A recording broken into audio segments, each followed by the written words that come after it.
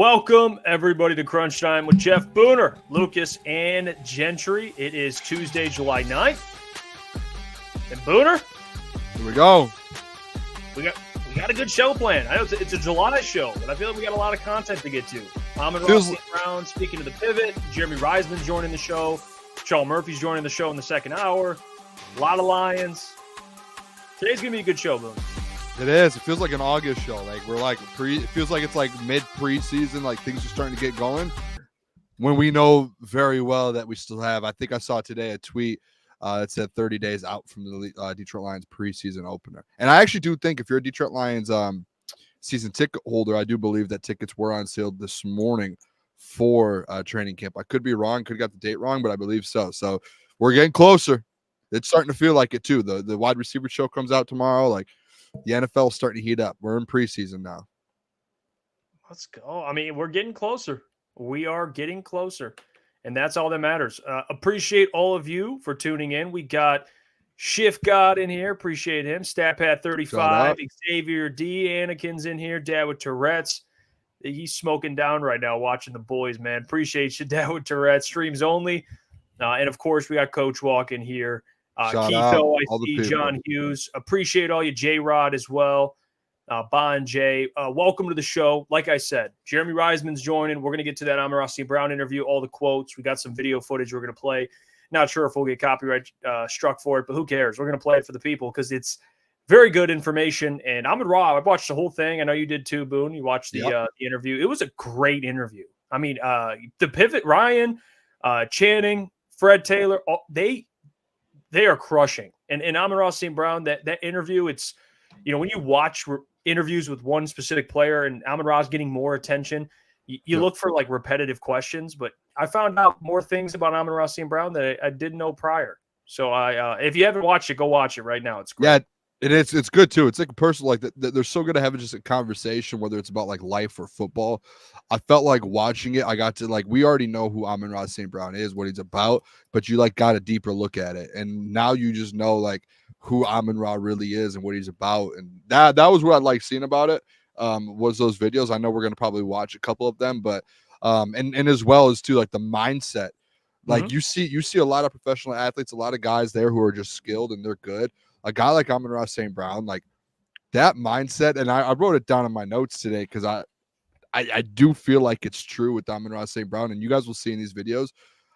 The guy behind me, Kobe Bryant, like it feels like he has that mentality that like same way. Yep. Like a winner's mentality. It's where it's like, dude, no one will ever beat me. And even if someone beats him, like, no, you didn't beat me yet because I'm going to find a way to go back and beat you. And it's like, that's where like all that whole show, it's like a whole almost hour and a half, 2 hours. And it's just all of Amon-Ra St. Brown and just like how he's just a competitor and a winner. And like, it just shows why Dan Campbell loves him in his room, why all these guys love him, like why Jared Goff wants to be around him and all these guys. It's like, what's the word I'm looking for? It's contagious. And that's why you see the Lions being so successful now. So I thought it was, if you haven't watched it, when our show ends tonight at 10 o'clock, make sure you guys go over and watch the pivot. Shout out to those guys over there. Yeah, you can tell definitely that Kobe, I mean, he's a California kid. I mean, Kobe was obviously a big influence, but the way he works, his mindset, he even said something about pressure, how he doesn't feel pressure, and pressure is something that, you know, is more on the individual. Like it's something that you kind of make up in your head. You put pressure on yourself. And to be honest, Kobe said the same thing. And he said that in the interview. So you could tell like he does a lot of things he does and how he talks and his mindset not only comes from his dad, but definitely from Kobe Bryant. His dad did one hell of a job with all those kids, with him, his brothers. So kudos to John Brown. I mean, even the story about how he got his the last name thing. I mean, he was already.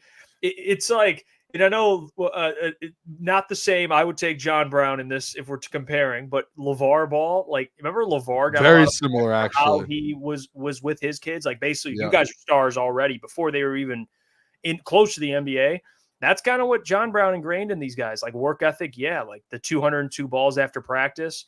Yeah, that stuff. But him being like, yeah, Brown on the back of a jersey. Let's just add Saint on it or Von Brown, and Saint ended up being, you know, the name. And two, like Hell of a move by him. I literally thought LeVar Ball during the interview because he told the story about how his dad was at practices in high school, and his dad wasn't a coach, but he was on the sideline as his dad, as a parent, and he would stop practice and he would say something, and then he would go at players and he would tell the coaches, "No, this is what we're going to do." And he was like, he would do that because he wanted us to be great, and that was all he thought about was us being great.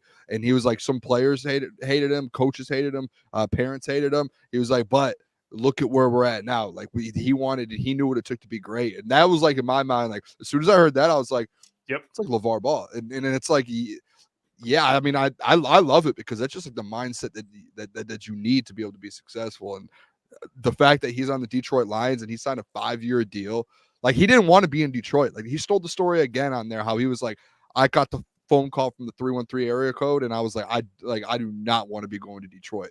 Like that's the last place I wanted to go. And now he signed a 5-year deal to stay with the Detroit Lions, and he loves the city. So, and what the turnaround is insane. Let's be real. Can we blame him? No. I mean, he got to see what Calvin Johnson went through as one of the greatest wide receivers to ever play the game and accomplish absolutely nothing. And no, that's no offense to Calvin. That's more speaks to what was around him in the situation he was in. Like you see Calvin go through that, you're like, man, Calvin's one of the greatest. He was in such a bad situation. So I don't blame that. I get it. I 100% get it. He was thinking of quarterbacks, who he'd play with. He didn't know he'd have Jared Goff, which that relationship ended up, it's been pretty good for him and Jared. But we're going to play a clip here. He spoke about the Lions being underdogs, and I just absolutely love this stuff. He mentioned how the Lions still have a chip on their shoulder. He had a quote, even though we're not the underdog, we still feel like we are. We still feel like teams think we're the same old Lions. So let's hear this clip from Amon-Ra on the pivot, and let's hear what he had to say here. We're rooting for you guys.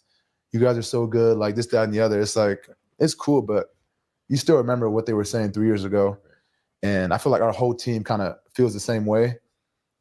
We still, even though we're not the underdog, we still feel like we are. We still feel like teams think we're the same old Lions.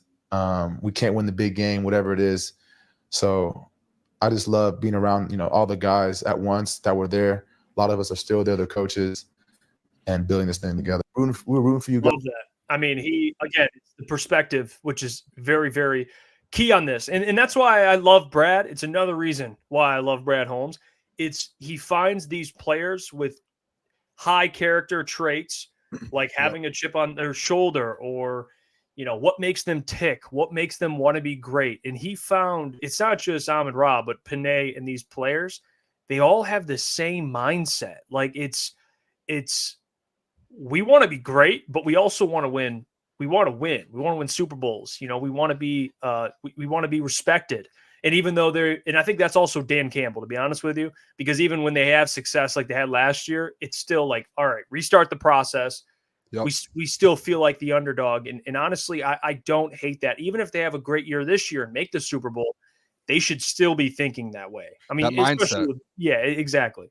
They should always have that mindset. And like within this interview as well, Amon-Ra kind of brought up the point, the Dan Campbell quote at the end of the season when he went onto that press conference after the NFC championship loss, and he said, hey, we may never be back here. And they were like, they asked Amon-Ra, hey, like, did you believe that? And he was honest. He was like, yeah, like there's so many players in the NFL who don't even make it to the NFC championship game, who don't even get that close, or who do get there and never get back. And he was like, I understand that.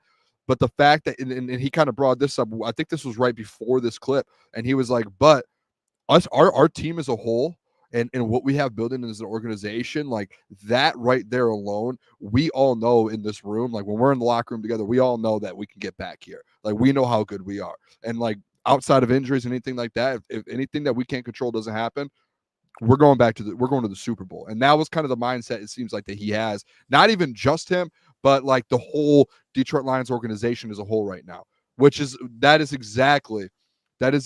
exactly what you need. Like I heard someone compare the Detroit Lions to the Patriots and kind of what they've built, just in the sense. What's up, Klotzy? But just doing good, but just in the sense of like the culture getting built up and the mindset of winning and going through all of that. So like I think like hearing Amon-Ra go on the pivot, and I don't know if you guys watched the full thing, but like a lot of them were taking shots at the Lions. Like they were taking shots like, hey, this, and we all know it. Like this organization, no one's ever wanted to go to Detroit in the last 30 years. And they were taking shots, but Amon-Ra turns it around, and then he starts having this conversation about how they have Super Bowl expectations now. Now the mindset is Super Bowl or bust, essentially. Like the fact that we're having that conversation and going on national podcasts like that is what like this change is all about. Like it is completely flipped over, and there's no more going back to the SOL crowd. That's what I love about seeing podcasts like this with guys like St. Brown. Mm-hmm. Yeah, let's play this clip of him speaking about what their goal is this year. And it's not a surprise. They want to win a Super Bowl. So let's hear Amon-Ra St. Brown speak on that right here. We got so close last year that everyone's just pushing it to go get it this year with a good team. I mean, you look at every Super Bowl winning team, they got guys on that team that are great players. So every Super Bowl winning team has great players, great stats, great everything. So you win the big thing, all the rest is going to come. So for us as a team, we feel like that Super Bowl, that Lombardi trophy is the biggest thing that, you know, any team can achieve. And we want that, and we know we can get it. We just all got to come together and be one as a team. Yeah, and again, it goes back to the point I kind of made earlier with the character. You know, the character traits that Brad Holmes looks for. He made such a great point, and it's not like a foreign point. We've heard this before, but everything else will take care of itself. That should be, you know, the term diva wide receiver gets brought up, and I know Amon-Ra mentioned it was actually hilarious how his dad always will be like, "Hey man, Jared needs to get you the ball more," and he's like, "Well, Dad, I can't get the ball every single play. Like it's not how that works." And he's like, "No, he needs to get you the ball like every play." Again, that's just him being a good dad. But Amon-Ra understands that if they win a Super Bowl, everything else will just fall into place. Like no one, Amon-Ra will have the accolades, yes, but I'm sure he loves being all pro. But what probably stings at a very, very high level is failing to reach the Super Bowl. So I thought that was a great point he made. Win the Super Bowl, everything else will take care of itself. We all know. Do you remember the part in there too? Like it just everything that he had within this conversation today on the pivot, it all leads in together into that comment that he made right there, which is the best comment in all of podcast history, is the Detroit Lions, as long as they get a Lombardi trophy, that's all that matters. The best comment of all time. But like to that point, Jeff, like they asked him like, "Hey, do you still write those names down in that book? Do you still care about all those names, the 16 names that got drafted in front of you?" His answer was like, "I'd write them down so I don't forget." But I really like, as the years go on and I'm putting up, like, obviously he's getting all these accolades and the Detroit Lions are winning games now.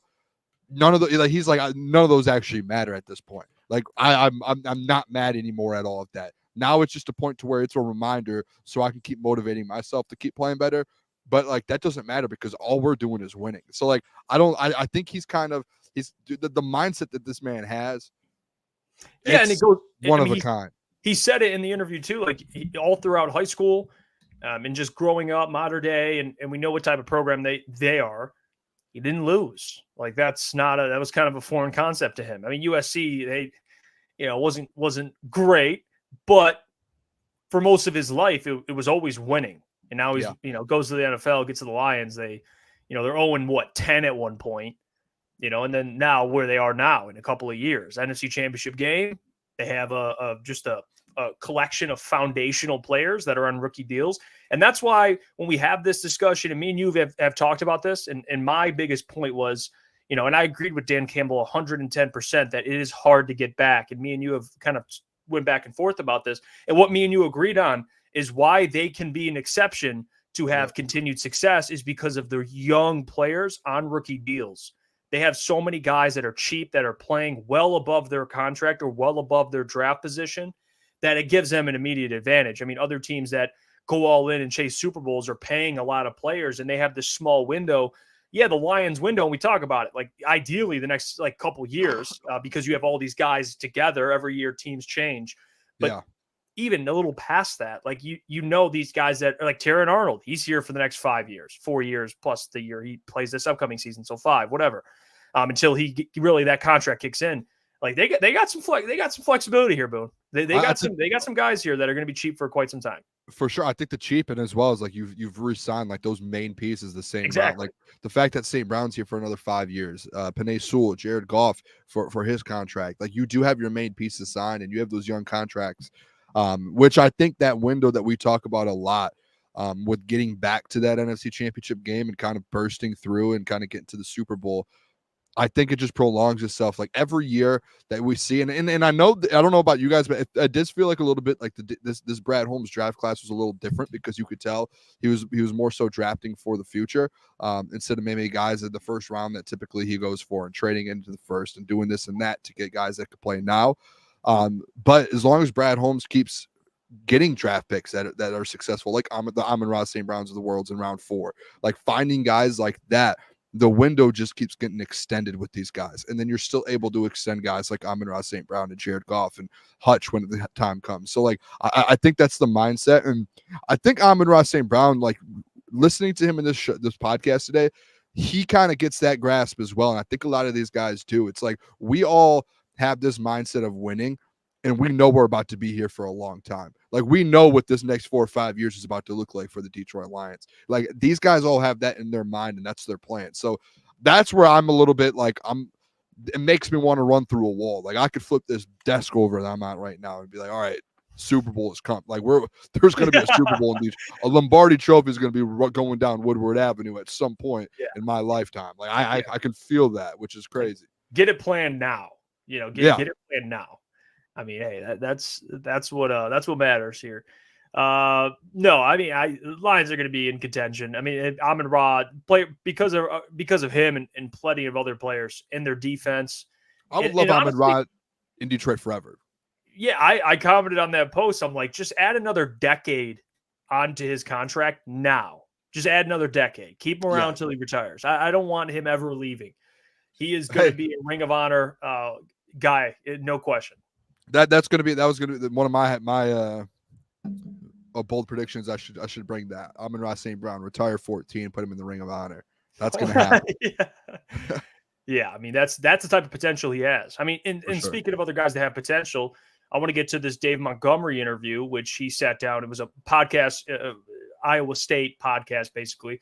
And he joined and talked about some things regarding the Detroit Lions. So let's get to David Montgomery's quotes from that podcast, and we'll give our thoughts on them. But here it is. As a push and a pull for you. No question. I think a lot of, the people in the outside world, they want to do like comparison, like he should be this and I should be that. Like, but no, actuality, like, I don't think it works as well if we don't have each other, Mm-hmm. And like understanding that, like, a lot of times competition brings the best out of you. Mm-hmm. Like, I look at Jahmyr, like he is an electric player, and he gonna be a good player, a great player for a long time.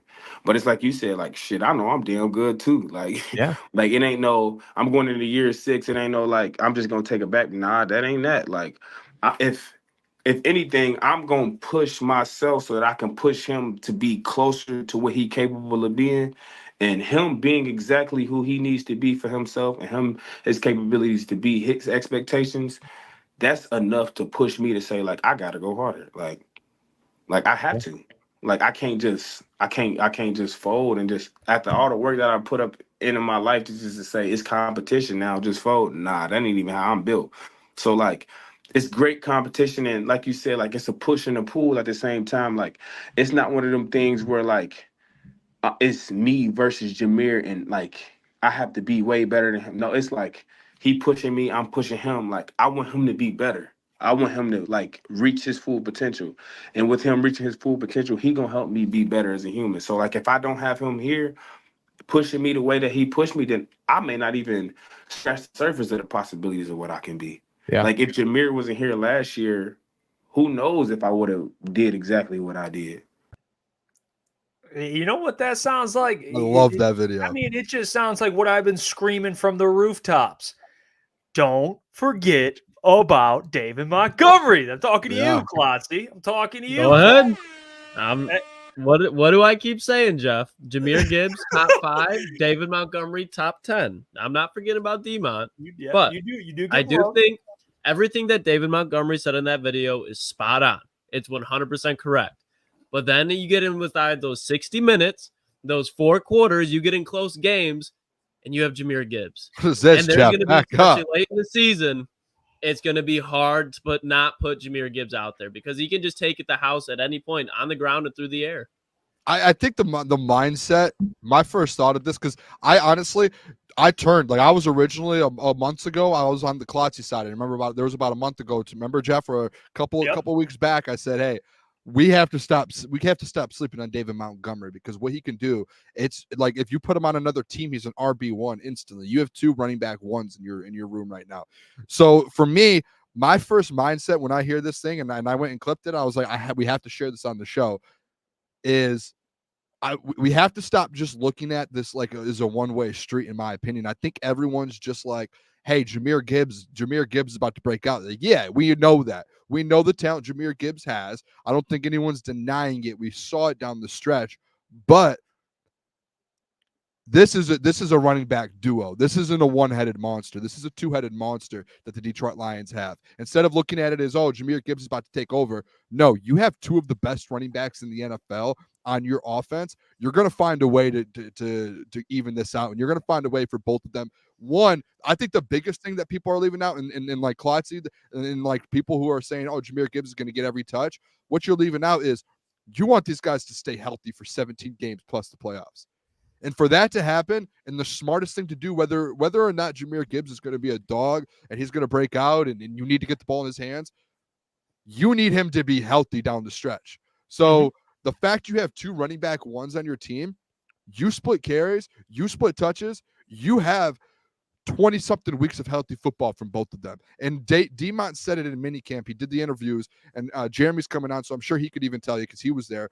But he specifically said, Demont did, was that we're able to kind of go into this season knowing we could split carries and make sure we stay healthy, unlike last year when he missed, one of them missed 3 games, the other missed 4 games, and they're sitting out in games when, like, you don't have to do that. So I think, like, that mindset, like, yeah, Jahmyr Gibbs, dude, he could have the same amount of touches last year, and he's probably going to have 300 more yards because he's going to get that much better. Like, in this offense is going to get more molded around him. But being like, hey, take everything away from Demont and let's give Jahmyr the ball more. You have to keep the defense on their toes. You have to keep both of them healthy. You have something in your back pocket that no one else has in the NFL, and that's 2 of the best running backs in the NFL. There has never been, again, like I said yesterday, there has never been 2 1,000-yard running backs and an 1,000-yard receiver in NFL history. That's never happened. You have Amon-Ra St. Brown, who's every year going to be a lock for 1,000 yards, and now you have 2,000-yard running backs. It's unheard of to have that. I mean, I know a guy who can probably carry linebackers into the end zone. It's this guy, right? What are we doing? I mean, what? Look at this guy. This is my thing, and this is why Demont gets 10-plus touchdowns again. A lot of people are going to say, no, Jahmyr Gibbs is going to get the ball in the goal line. You're giving this guy the ball in the goal line. Because I'll tell you what, Jahmyr Gibbs, it might be flashy, and he's going to get you in the end zone 1 or 2 plays. Demont is a guarantee to put his head down, and he's not going down until he's in the end zone. It's like 100. It's 100% guarantee. There's no like 90%. It's 100%. Yeah, and again, I'm not faulting Lukas or any others that believe in Jahmyr to that extent to where he could be very, very, very, very good, because he has all the potential. So like, it's not even about that. I think this backfield will be more balanced than people think. I said it about 55-45, 60-40. Like 60-40, I think would be the most. 60 in favor of Jahmyr. I don't think it's going to be this like Demont said. He's taking a backseat. Like that. He's they work well together because they both do things differently. Their strengths are different, and they keep, like you said it earlier, Boone. I think it's the best point probably to make. They keep each other healthy, which goes against my line of thinking. But also, I'm in this situation. You have 2 great backs. Like, you got to use them. Like, I know I always say when you draft a running back, you use them. But when you have 2 great running backs, you got to use those running backs. Like, if you didn't have Demont, I would say, yeah, give Jahmyr all the carries in the world. Yep. I mean, but they got both of them. So Demont got to use both of them. He had 30 more carries than Jahmyr last year. My guess, that gets a little that gets closer, if not maybe a little bit. So like, but you can't sit here and take away touches from Demont because it's not like he hasn't not produced. He still produces, and he's still going to be like I said a couple weeks ago. Like, he's probably going to start the game. He's probably going to be the guy out there on first down. You're handing the ball off. You're as Schiff got said, you're kind of cowbell back. That's going to start the game and set the tone. get David Montgomery hot, let him heat up, and then you know what Jahmyr Gibbs is going to do. He's going to go out there and produce. So now you get them both going, and defenses can't stop that. So and again, I don't want to take it away because I was on the Jahmyr Gibbs side back, a month or two ago. My point still stands. I think Jahmyr Gibbs is a top 5 running back in the NFL. Like when it comes to talent, I get it. When it comes to talent, he's top 5. It's just more so you have another top 10 running back in your building. You would be dumb not to use him. Yeah, I agree. I mean, you use Montgomery to wear defenses down, and when they're tired, you put Jahmyr out there, and he just makes them pay. I mean, it's like they complement each other very well, and they're running behind this offensive line. So, and they're an offense that wants to run the ball, establish play action, keep defenses guessing. Like this run game is ridiculous. And even how they used Jahmyr last year, he was second in the NFL in 20-plus yard gains.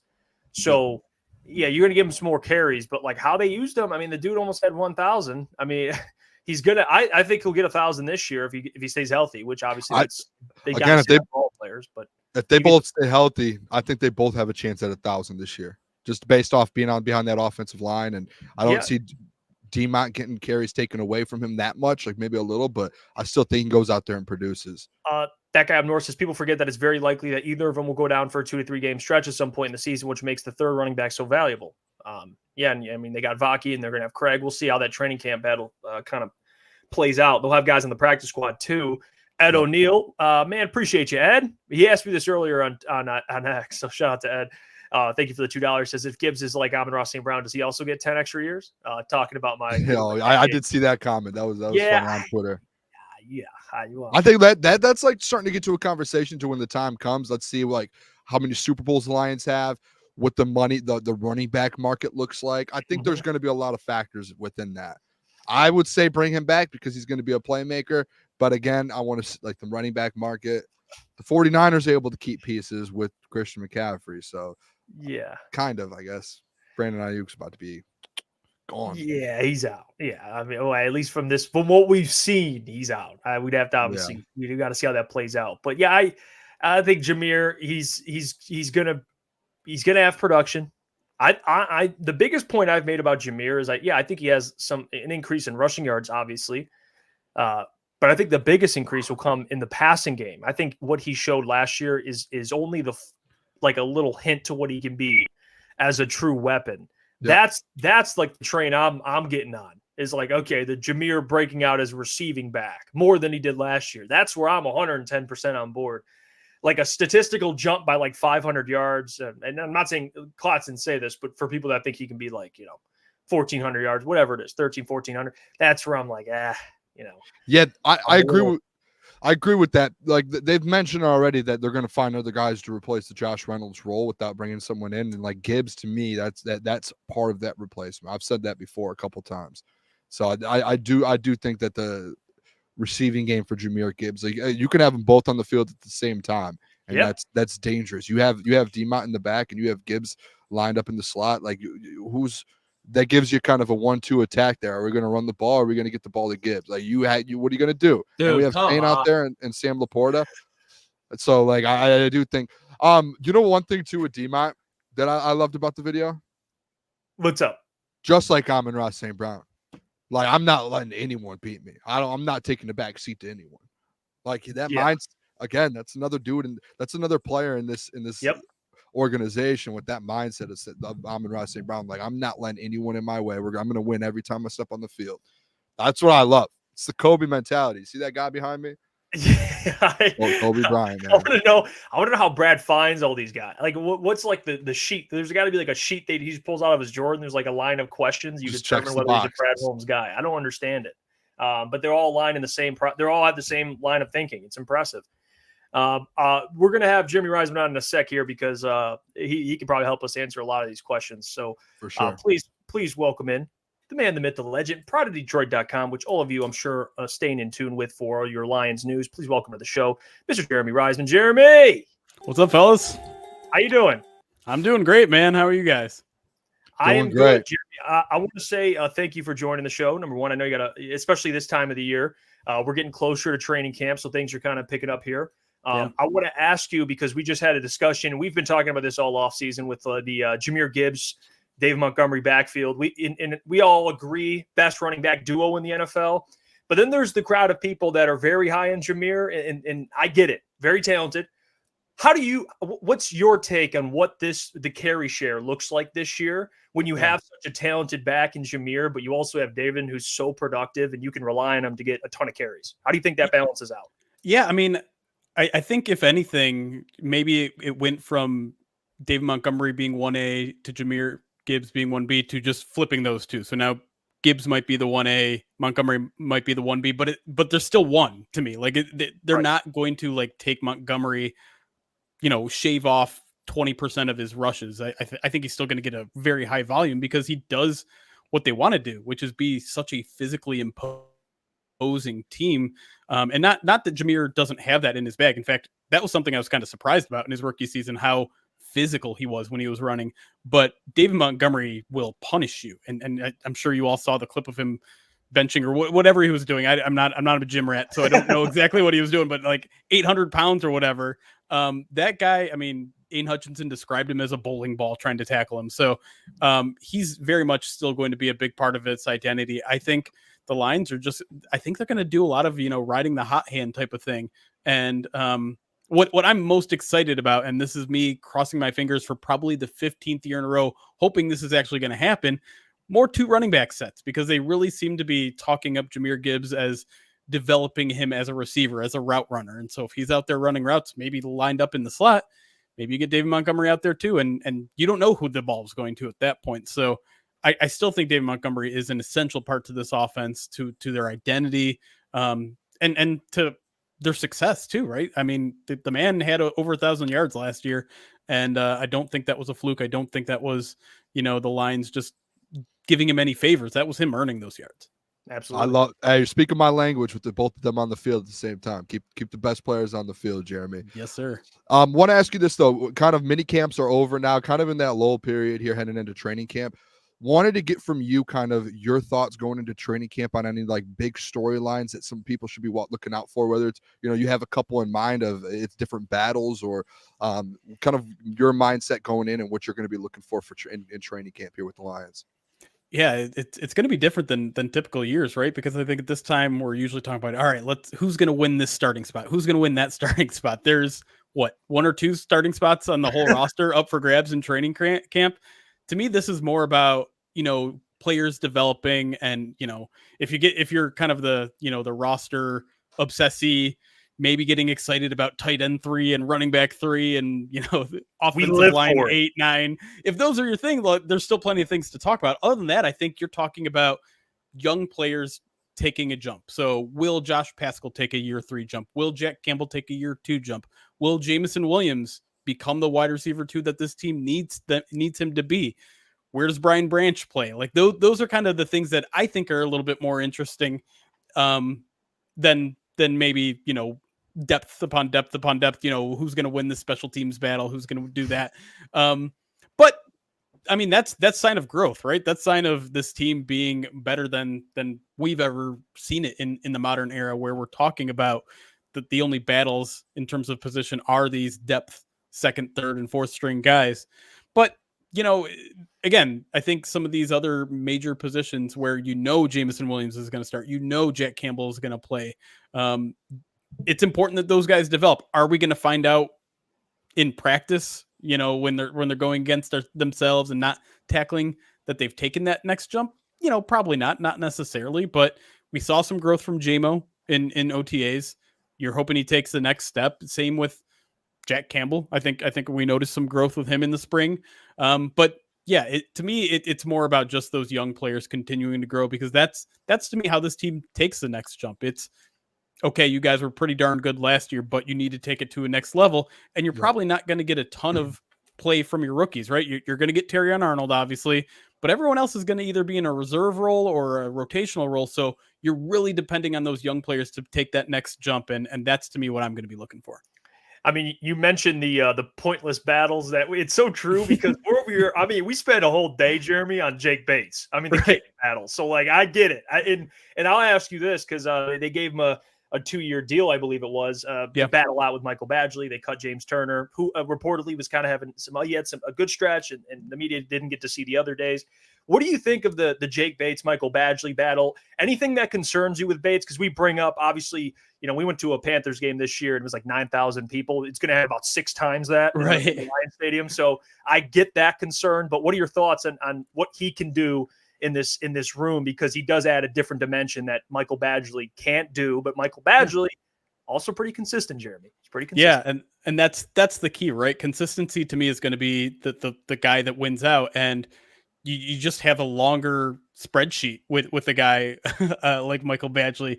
Jake Bates, awesome story. He could be a really phenomenal kicker in this league, but the sample size is so small right now. It's cool that he played at Ford Field and he made some big kicks, made a 64 game winning kick. Like, that's a high pressure kick, even if it doesn't have, 65,000 people in the stadium. It's a high pressure kick. He was kicking in a playoff game. But he did, he kind of slid a little bit towards the end of the season.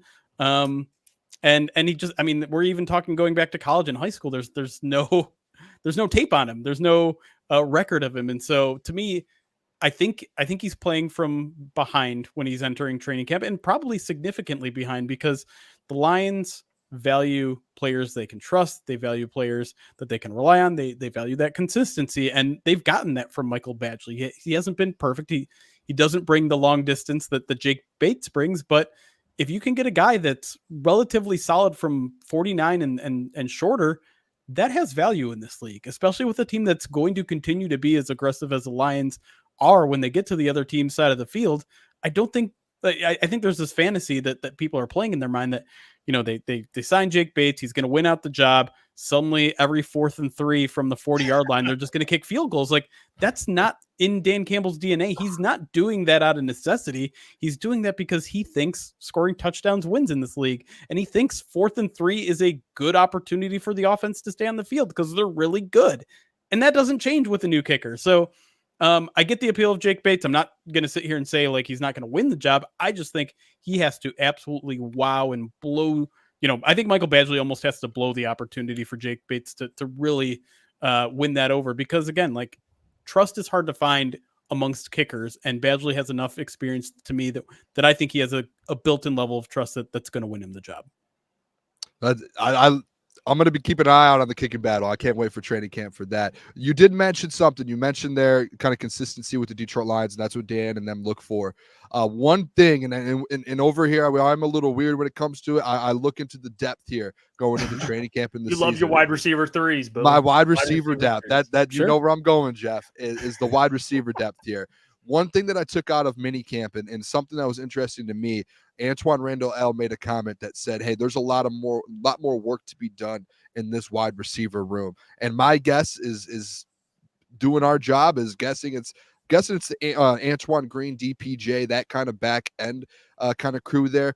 What's your thought on this room? Like, do you see them at all bringing someone in if those don't work out? Because we spoke with John Macaroon as well, and I told him, like, I feel like Dan would have said something more positive about Donovan Peoples-Jones, because he was speaking so highly of so many players, and there just wasn't that many conversations about DPJ, which I think a lot of people were expecting to hear out of minicamp. What are your thoughts on that? Yeah, I think I was kind of with you. Like, I thought that might have been Donovan Peoples-Jones' position to lose. They obviously they trade for him, so they saw value in him last year. They re-signed him this year, so they liked something that they saw while he was inside the building. And he made a couple big catches last year. And so I thought when we came out to OTAs, I kind of expected him to be out there with the starters.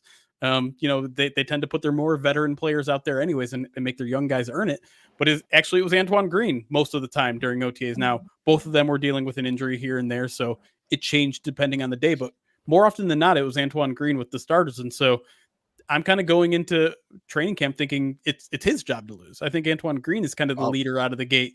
Now, that can change in an instant. Maybe sometimes you read a little bit too much into who's repping where.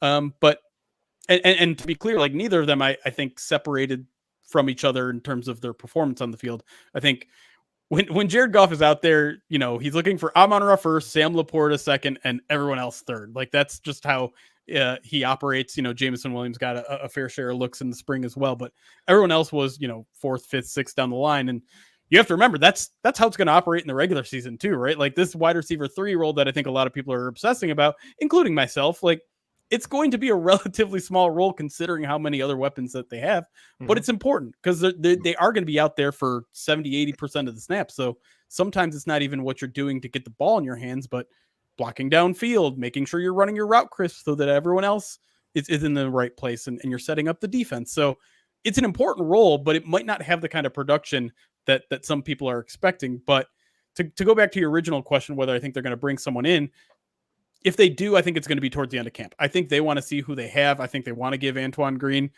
an opportunity to win that job. I think they want to give Donovan Peoples-Jones the opportunity to win that job.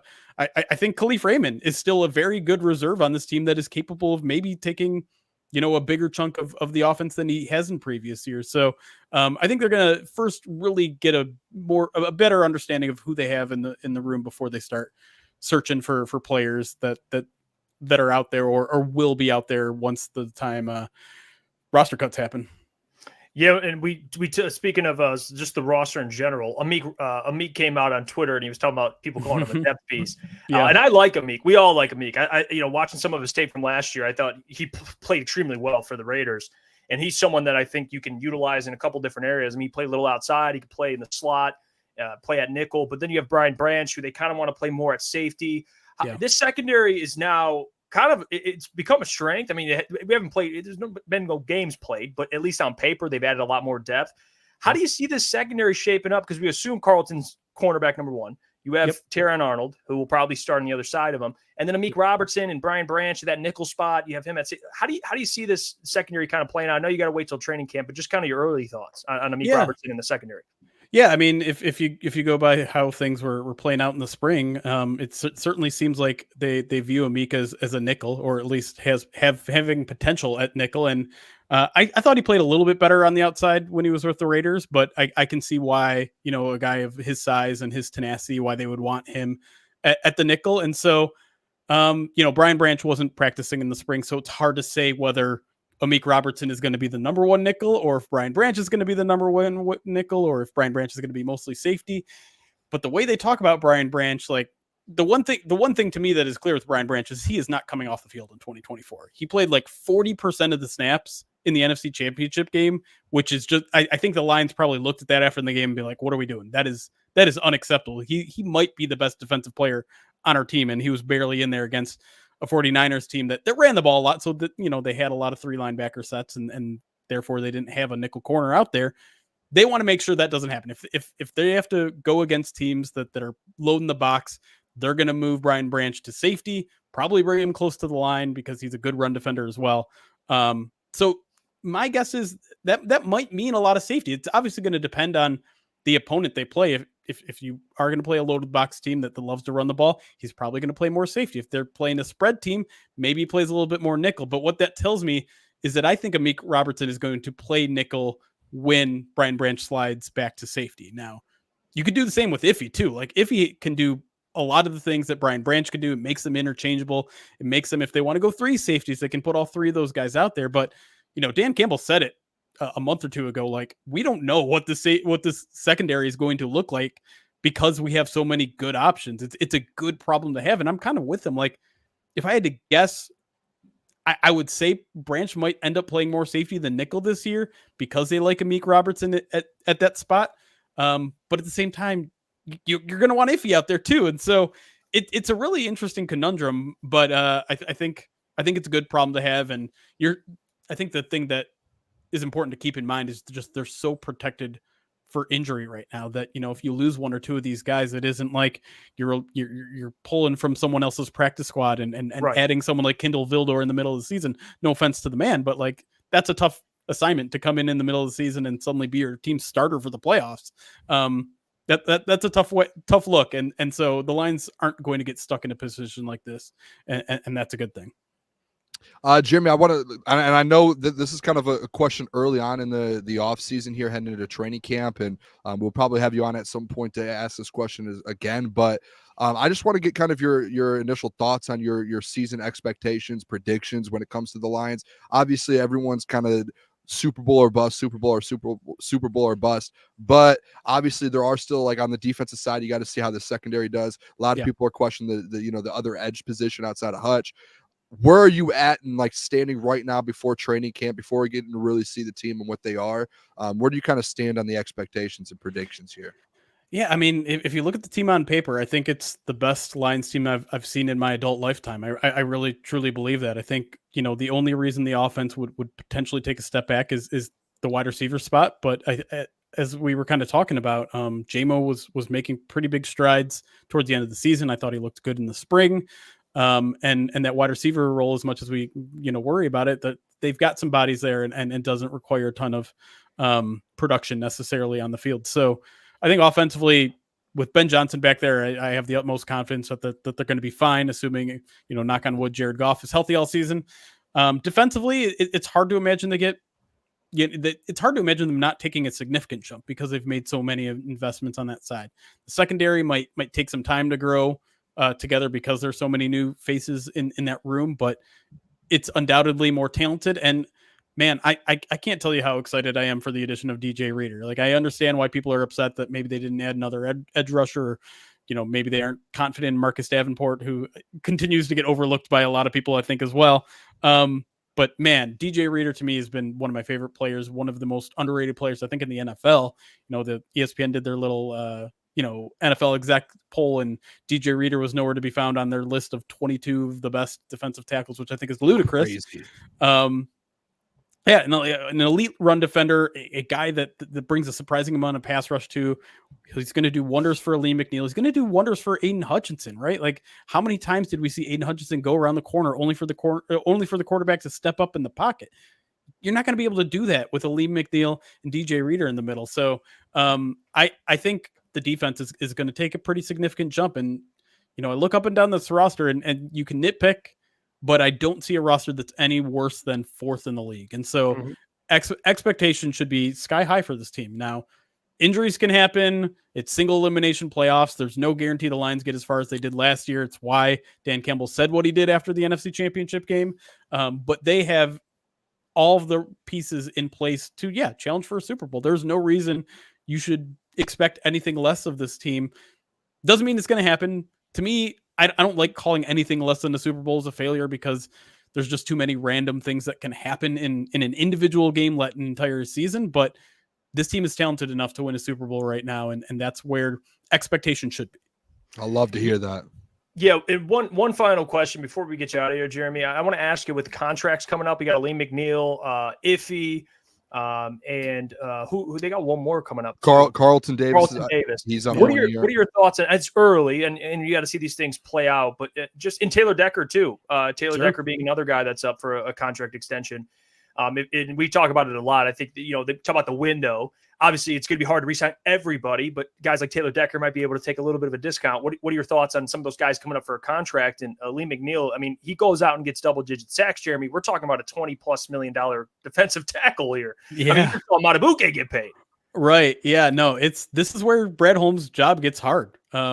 You aren't going to be able to keep the band together as much as you'd want them to. So I'd imagine at least one or maybe two of the guys you just listed off are probably not going to be around in a year or two. And I think Aleem McNeil is at the top of their priority list. They're talking him up quite a bit. He's out there for the jersey release. Like, I think they just view him as a very, very talented guy. I think it's interesting that he also wasn't on that list of the top 22 defensive tackles. And maybe that tells you that, nationally speaking, maybe some of these other teams don't value him as much as the Lions do. And maybe that means that he isn't going to get 20 million. I don't think he's going to push 20 million a year, but you just never know, because that is a position where the value certainly seems to be going up, and understandably so. I think Chris Jones is a good enough example of how you can be disruptive enough to win a freaking Super Bowl from your defensive tackle. I think he should have been the MVP of that game, to be quite honest. Now, not saying Aleem McNeil's at that level, but he, I think he could put up a very good statistical season this year that like you said, raise that price up if he hits double-digit sacks. Now, I don't think he'll hit double-digit sacks, but you never know. I think he was at 6. Was he at 6 last year or something like that? Missed a couple games, and he's going to have DJ Reader next to him. You never know. As for the other guys, Taylor Decker to me is another really, really tough one, because obviously they love the guy. he's such a perfect like model of this franchise in terms of the grit, in terms of the perseverance, in terms of just steady, reliable play. That, that word again, reliable, just a guy that they can trust. But you're paying a lot of guys a lot of money on that offensive line. You have to make sure you spread the money across the board here with every position. So he's a really tough one. Iffy, I think, is highly dependent on this season, but at the same time, I don't think he's proven enough to get a high value deal. Who are we missing here? I'm trying to remember. Carlton, I think. Carlton Davis. Yep. That's a really interesting one too, because the way that they adjusted his contract made it really look like they were just waiting to slot in a couple new salaries down the line. And I still think people are sleeping on that addition a little bit because, the Lions go draft Terry Arnold and Ennis Rakestraw, and they're like, oh, well, those are your two cornerbacks of the future. Well, Rakestraw might be playing a little nickel, and I think Carlton Davis has true cornerback one potential, especially in this defense. I think he's such a perfect fit for what Aaron Glenn wants that I think, if I had to pick two out of those, I might pick Carlton Davis and Ali McNeil as the two most likely to get contract extensions this year. But obviously with a guy like Carlton Davis, he has to go out there and prove it first. Yeah, no question. We appreciate you, Jeremy. You can check out more Jeremy stuff on X at Detroit Online and prideofdetroit.com and check out their work for all your Lions updates. Jeremy, we appreciate you. We'll talk to you. Appreciate you a ton. And potentially in the future before the season, but we appreciate you for taking the time today. We'll probably see you at training camp too. Sounds good, fellas. Try and get out there. All right, there you go. Jeremy Reisman taking time out of his night to join the fellas. There you go. Yeah, I mean, he a lot of insight there. That's why I do appreciate talking to guys like Jeremy and John, because they bring a different element. They've seen things and heard things that people like us or people like in the chat we don't get that point of view. So appreciate. I do like seeing, speaking with people that are in the building, and the docs mentioned it before that, like, something like speaking with different beat writers and insiders that are in Allen Park all the time. A lot of the doc said that one time, like, a lot of people get different views and different, like a mindset, I guess, or perspectives on, as they're watching and so I like hearing different perspectives. I know we have the doc on, we're going to have him on Thursday this week. But hearing like Jeremy talk about it a little bit and kind of getting an idea of where he feel like where he's at with this team, especially going into training camp, is interesting. It's good. Mm-hmm. Welcome back, Klotzy. Thank you, fellas. Way to hold down the interview. I just lose my mind a little bit there. Wanted the interview to keep going smoothly. So but I'm here now. Wi-Fi hopefully is going to hold. I'm moving the shit inside like right when I get off work tomorrow. Yeah, I've had enough. I've had enough. Oh, no. He's tapping. He's tapping out. Booner, you had a question that we weren't able to get to yesterday regarding some of the contract extensions that Jeremy just kind of hit on. And what do you got for us? Mine, and shout out to you, Jeff. There's essentially my question was the question you asked Jeremy there was like heading into 2024 here and now. I think one of the biggest things here with the Detroit Lions is we kind of look at the season as a whole is you're gonna, like, if you win a Super Bowl, you're gonna have to find a way to keep some of these guys in house, and you're gonna have to draft guys to keep, bring new guys in, and like Jeremy said, you can't keep the band together forever. And as of this year, you have four bigger names: Carlton Davis, Taylor Decker, Iffy Melifonwu, and Ali McNeil, all due up for extensions, and their contracts are done in 2024. I believe all four of them are, and they're due up for extensions. So that's kind of my question: is what you asked Jeremy is, if you had to pick, let's say, should we do one or two? We could do one or two. We could do two. We'll do the two. Let's do two out of the four. If you could pick two out of the four, because to me, at least when my mindset goes with this, and I don't know how you guys kind of approach this, obviously money is a big factor, but in my mind, you really can't answer this question. And I want you guys to answer the question, but it's hard to answer a question like this because, like, for Carlton Davis, you have Terrion Arnold right there to where if he ends up being a CB1, maybe you don't have to, in Ennis Rakestraw or Meek Robertson, if these guys end up working out, you don't have to pay Carlton Davis a ton of money if you don't need, like, if you don't have to. Same with Taylor Decker. If Giovanni Manu ends up getting this redshirt year, essentially ends up working out, and he could step in year two, and you're feeling that, you can move on. Iffy Melifonwu, you have Kirby, you have Brian Branch. If Brian Branch moves to safety, okay, now you have someone there. You don't need Iffy. You don't need to go pay a bunch of money for a guy who put up big numbers. And the same with the Lee McNeil with like Broderick Martin and DJ Reader. I think it's interesting. If I had to pick right now, I'm going to let you guys go first. Oh, okay. Well, I'm going to be honest. who I had was who Jeremy chose. And I'm not even just saying that. When you asked me, because you told me about this earlier and I was just thinking about it, Taylor Decker, I thought about picking him over Carlton, but the thing about having Carlton, because I think Aleem is no question one of them. If we're doing two, one of them for me, you got to find a way to keep Aleem McNeil. And the reason why I went Carlton over Decker and Iffy is Iffy, number one, I like the safety room, and I think they'll be fine without him. Even though he's a really good player, it just depends on what he's asking for. If he has a big season, like I don't think they're going to be able to re-sign him. And then Decker, I think they might be able to keep 3 because I think Decker might take a discount. But if he doesn't, then yeah, if he wants to get paid, I would lean Carlton and Aleem. And really, again, Carlton's is based on how he plays this year. But assuming he's a CB1, that's so valuable to have and to have around. Like especially when Terron Arnold, you expect him to get better, but Enos Rakestraw, you're kind of waiting to see. I don't want to just let him go and be like, all right, Rakestraw, you're up. All right, it's your time, and then kind of bank on him to be a lockdown corner. So I would pick Carlton and Aleem McNeil, but it's either Carlton and Aleem, or if Carlton kind of disappoints, I would go Decker and Aleem. But I think Iffy's the one to me that gets left out. Yeah.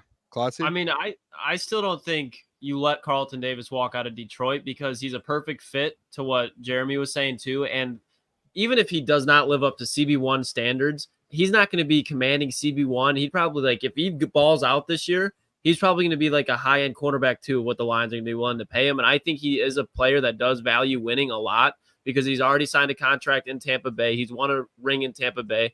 I don't see him going to chase a bag somewhere just to go get paid somewhere else. And I think the Lions, the way that their secondary has been in the past, they're going to make sure that they keep with Lee McNeil, who I don't think they're going to let walk out of the building, that stopping the run up front. And then now that they've seen the weakness in the secondary, they ever let that go back down.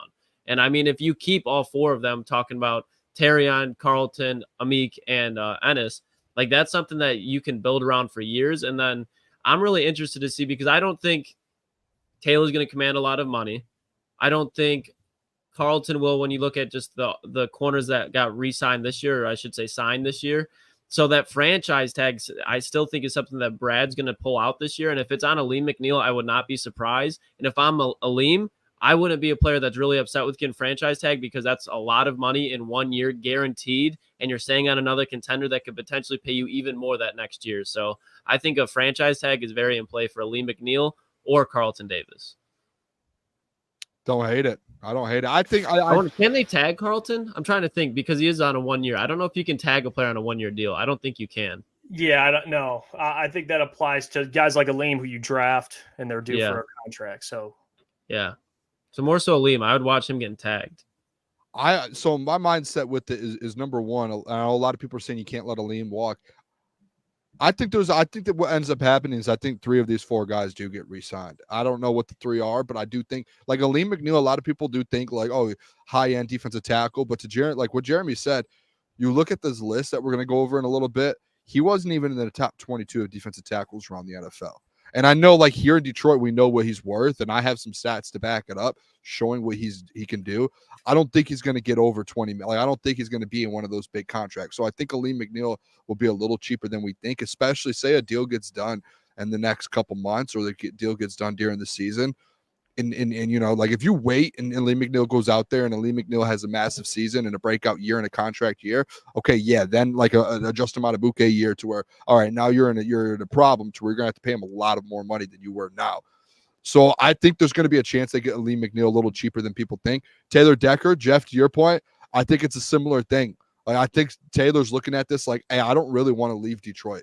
I don't want to go anywhere else. Whether you get a Super Bowl or you don't, I think he's like, I've got drafted here. I want to finish my career here and I want to retire a Detroit Lion. I'll take less. It's not like he's out of his, like, he's bad. He's not declining in a terrible aspect to where like you could still pay him some money and you're still getting a good value out of him.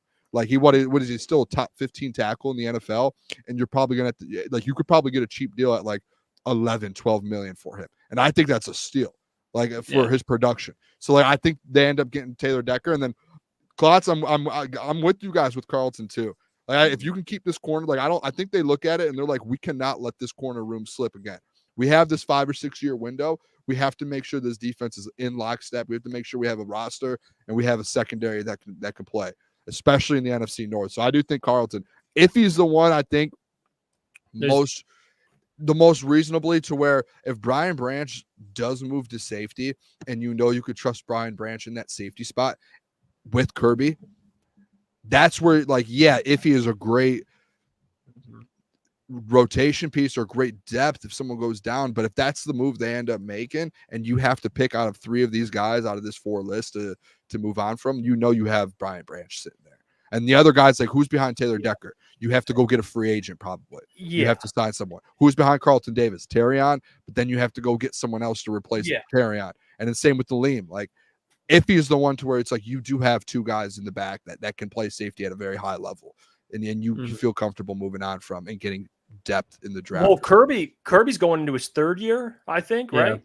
So not this season, but not this upcoming season, but the following season, he's due for a contract too. He's up. So, you know, that's where it gets tricky. That's why Iffy's probably my odd man out, if I'm being honest with you. Because I would like to see Kirby resign, because when you look at Branch and you look at Kirby, I think those are 2 players that can complement each other very well when you look at the nickel depth that they can possibly have with Rakestraw. So if you move Branch to safety full-time, who can just do it all, and then you have a playmaker behind him and Kirby, there's no way that I would re-sign Iffy off of what you've seen out of him recently. Kirby's been a solid player since he stepped foot in the league. So it's not that Iffy's bad, but if he's not a guy that's going to be playing free safety, in my opinion, I think that's a guy that you want playing strong safety in the box, and you have 3-4 guys that can do that. I mean, Xavier D said, Iffy, did you guys not watch the second half of the season last year? He was the best safety on the team, not close. I mean, he was a great player. He was. But at I don't the think. same time, go ahead, Boone. I would say I don't think anyone's denying what he did at the end of the season. And again, I said it yesterday on the show, if you tuned in, if he does that for a full season this year, then he's one of the best safeties in the NFL, and you have to find a way to keep him. But that's like an if. And again, if we're looking right now, what's the month? July 9th. Hypothetical, you have 4 of these guys that are due for an extension, and they're free agents at the end of the year. If I had to pick 3 right now with the depth that you have at those places, even if he is the best, you still have Kirby Joseph and you still have Brian Branch, to where if you're looking to spend money to keep your team intact with depth, the smart move would be that. Like this is the point, guys, where these are the hard conversations Lions fans are going to have to start having in the next 12 months. Whether you win a Super Bowl or not, everyone, like, you're going to really start to like some players and start falling for some guys and be like, I love this guy as a Detroit Lion. And especially if you win a Super Bowl, like, I love Iffy Melifonwu. Some of these guys are going to have to move on because you can't pay everyone and you can't keep everyone. And you're going to have to get younger. You're going to have to get, cheaper. Like, you're going to have to figure that out. Right. So, like, you can't get attached to some of these guys. That's just how I'm looking at it. Yeah, and again, to your point, like, and by the way, we had a poll up and picked who should be the first priority to re-sign. Aleem McNeil won with 69% of the votes. Taylor Decker was second with 16%. Iffy and Carlton tied for 6%. So, and I get the praising Iffy. He's a great player. Yeah. But I guess it's a mix of what they have at safety already. And part of it is he's got to go out and really show that the second half of last year isn't a facade. Like, that's who Iffy is. Because, like, I get it. Like, Kirby, yeah, there'll be trust me, we all watch Lions football. There's plays where he gives up. I understand that. But for a guy who's had 8 interceptions in his first 2 years, I mean, he is a ball hawk, an absolute ball hawk. And I said it and I'll say it again. He's a player that can change the way quarterbacks play because he is down there. Yep. And he's gonna you have to pay attention to where Kirby Joseph is at all times. It changes everything. And I know if he brings a different skill set, like he can get after the quarterback a little bit, he's a little bigger. He's a good cover safety. I get that. But when you have Brian playing more safety, and if Amik plays at nickel, like, it just, I don't know. It's really going to be between Iffy. If they re-sign him, maybe they let Kirby go. I don't think they keep both of those guys. I mean, that's why you have Brian Branch. So it'll be interesting to figure that out. I have the list here from we did a list yesterday, running backs, coaches, executives, and scouts rank running backs. They also ranked defensive tackles, and I have the first 10. Do you know the full list? I don't have all of them. I've got the list if you want it here. Okay, well, let's look at the first 10. We have it on our Twitter at @OfficialCTPod. And I'll just go through it. 1, Chris Jones. 2, Quinn Williams, which I don't disagree with any of these. Yeah. I mean, the first couple, no doubt. I mean, put in my 3 notes. I said the top 5 is spot on. Yeah, Like, you're 3 fine. Dexter Lawrence, the second 4 Jeffrey Simmons, 5 Justin Matabuke, 6 Christian Wilkins, 7 Derek Brown, 8 DeForest Buckner, 9 Kenny Clark, and 10 Javon Hargrave. That's the first 10. Now, what happens after that? I didn't see the second half of the list. Because I would assume that DJ or Aleem would be on the second half of this list. I really did. So what they did is they did honorable mention. They have 1, 2, 3, 4, 5, 6. They have 6 honorable mentions. So they have Vita Vea honorable mention, which I think you could say is fine. Jonathan Allen, Jalen Carter honorable mention. Deron Payne, Cam Hayward, Christian Barmore from the Patriots. Yep. I don't know why he's not crazy familiar for me, but I need to get. He's good. He's from Alabama.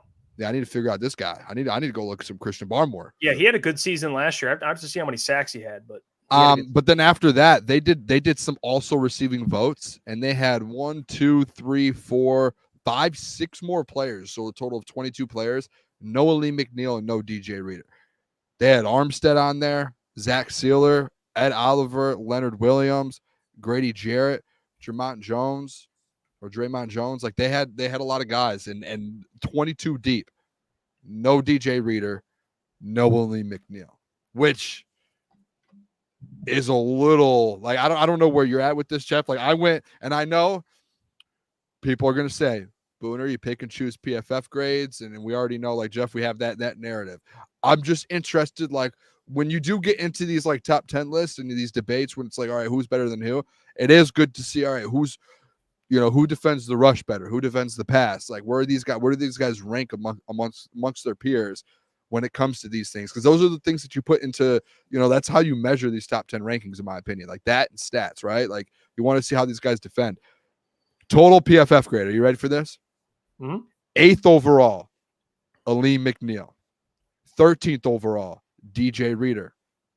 Pass rush out of all interior defensive linemen. 14th overall, DJ Reader. Not great. 16th overall, Aleem McNeil. Not great. Run defense. 8, Aleem McNeil. And 10, DJ Reader. I hope I didn't mix that up with my notes over here with pass rush and run defense. But either way, these guys are essentially in the top 15 in run defense, pass defense, and overall grade is when it comes to all interior defensive linemen. And they're not even in the top 22 here. Like that's where it's a little bit. I would love to hear whoever kind of came up with this list. And I know they spoke with executives and head coaches and scouts, and I'm sure it wasn't every single one. It was just they reached out and got opinions of the ones that they have connections with. But it seems pretty ridiculous to me. Not even top 20. This is tough, and I'm curious where Lucas is on this, because did you hear about some of the Pull guys? up I saw the top 10. So I have the actual list on ESPN. I'll pull up like a visual so you have them here. So I'll show you this. All right, I'm telling you, dude, like every single category, both of these guys are top 15. There's no reason they shouldn't be in the top 22. 22 interior defenders are better. Yeah, than them. I don't know. I don't know about that. I don't know about zero chance. I mean, look. So Chris Jones number one. I mean, no one. Yeah. So we have Quinnen Williams. Yeah. Dexter Lawrence, Jeffrey Simmons, Justin Matabuke, Christian Wilkins, Derek Brown, DeForest Buckner, Kenny Clark, Javon Hargrave. That's the 10. Now you get to some honorable mentions: Vita Vea, Jonathan Allen, Jalen Carter, Deron Payne, Cameron Hayward, and Christian Barmore. And then I was just gonna say, this is where I have an issue with they didn't get a vote. I think they should have got a vote, but not even the honorable mentions. I don't know. I think these are all good players. All these guys. I think DJ Reader should have at least gotten a vote, but I don't think you can be mad at them for leaving Aleem McNeil off. I really don't think you can be, because he's had spurts of really good games in Detroit, but consistently putting over for a season. I mean, I know Christian Barmore is not a huge name, but if you watch Christian Barmore over the last 2 years, like that dude is a fucking monster. Cameron Hayward has been a monster in the NFL. This is the lowest he's been in his whole career. Deron Payne has been doing it. If you scroll to some of those guys at the bottom, I think it was like Zach Zeitler, however you say it Yeah, for the Dolphins. Like, if you want to like question it, but if you watch what he did last year, like he was a monster, and he did have Christian Wilkins right next to him, but he was a problem. So DJ Reader, I do have an issue with, but even like Leonard Williams just hanging down there at the bottom, and Grady Jarrett, like Grady Jarrett gave the Lions hell last year. Him and David Onyemata caused problems for the Lions. So it's really hard for me to have a problem with this list with as far as Aleem goes, because he really hasn't done anything major in the NFL. Like, this was his biggest year, and he played in how many games? And before that, you really remember for shutting down Saquon. But I mean, outside of that, not saying he isn't good, but he's the last thing from proven. Even Ed Oliver, like, yeah, I mean, I don't think this list though. I think that point is like, I think that point doesn't even hold up. Like you don't. It's not that proven. It's what did you do like last year? All like, these guys are proven. Well, okay, Zach but proven Tyler doesn't mean had anything Zach. if you don't have like the year that you've had in the past. Like, you can't just be like, I had 5 great years and then I had one like average year and I automatically like. No, Aleem McNeil had a good year this year. He was 8th in all interior defense linemen in PFF. He was 8th in rush defense. But like, let's be serious. You're like, oh, he missed all these games. I am trying to be serious. And let's PFF. He played I in can't 13 games and dominated in every single game. You're acting like he just had like, oh, he wasn't that great in those games. No, like, no, I don't think he was a bad dominated. player whatsoever, but it's one of those things where the Detroit Lions didn't have many bright spots on their defense last year at all whatsoever. One of those bright spots was Aleem McNeil, and I'm not going to take that for granted. But if you look around the NFL, there were players that did have better seasons than him, and there are players that are still at a higher level than him. Can he overtake them this year? Absolutely.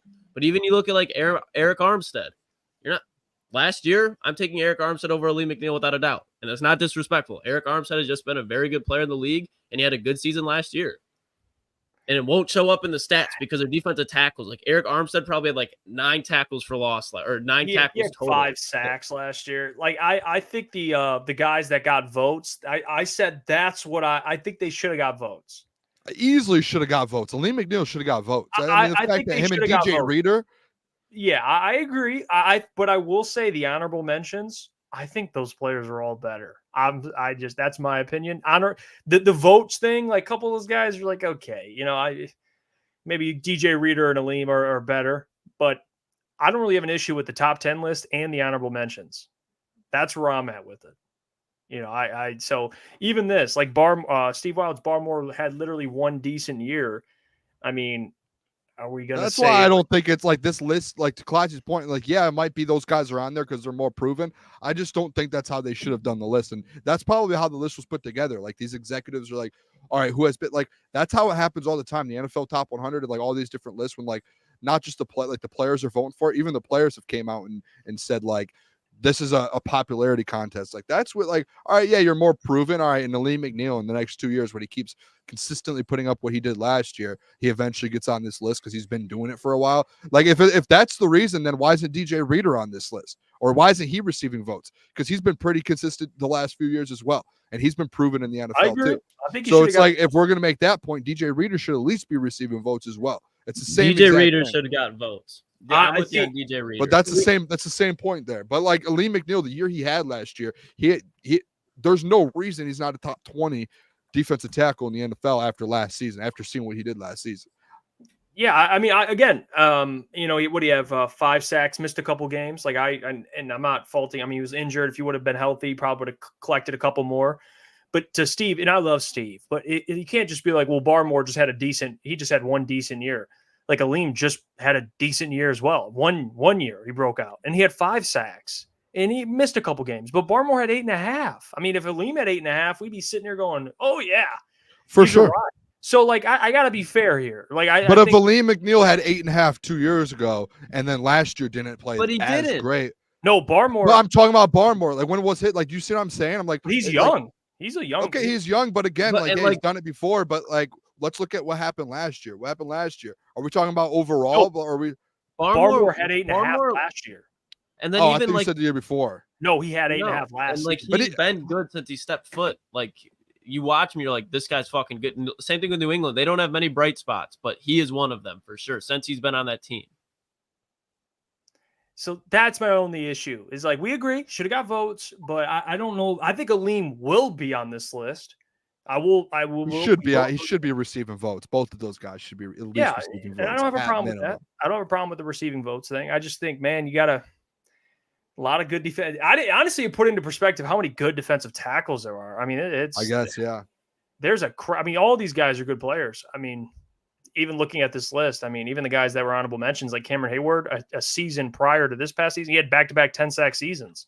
Yeah, Cam Hayward, like some of these guys, like Duron Pitt, like these guys should be on that list. It's more so for me, it's receiving votes. Like the fact that you're looking at the top 22 and you're like not even top 22, just top 20. Like you're telling me that these guys shouldn't even crack that list. Like that's just like feels a little disrespectful.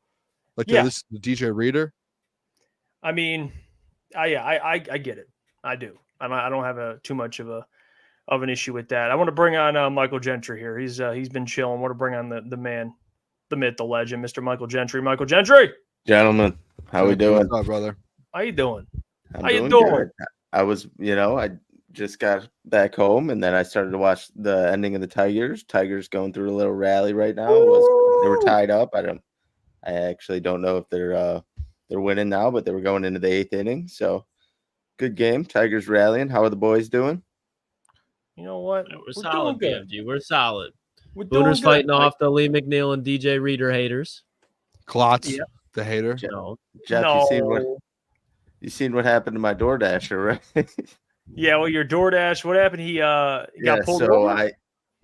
I was on, so the chat knows, I was on dad duty before I came here. And then my son got picked up. I ordered some DoorDash, try and time it out for when he gets picked up. My DoorDash driver is currently pulled over and still not here. Has not showed up with my food. Said his headlight was out. He got pulled over. My boy Gino got a warrant. He's got a warrant. No. That crunch wrap's about to be cold, Gentry. It ain't coming home. I'm gonna need a refund. Going to the clink. Nah, Gino. The feds got Gino. Yeah, my boy Gino's down bad, so he might be arriving soon. But other than that, it's been a great day, fellas. I'm happy to finally be here. You know what? We appreciate you, Mike. We're gonna we're gonna have Sean on in about 13 minutes now at 9:30. Talk more about what's been happening with the Detroit Pistons. But before we do that, Pistons talk. Before we do that, we have more Lions to get to. Shout out to Michael Lucchese. He is the man. He sends me things that he sees that I don't see, and we get to discuss them on the show. And one of the things he sent me was this NFL writer. It's for Bleacher Report, which, hey, love Bleacher Report. They take care of your boy here. But I got a fine platform. Very fine platform. But I got to make this very clear. This article, they mentioned, in this specific writer, is not a fan of the Lions with the Super Bowl hype. He gave the Buffalo Bills and the Cincinnati Bengals a better shot to win the Super Bowl.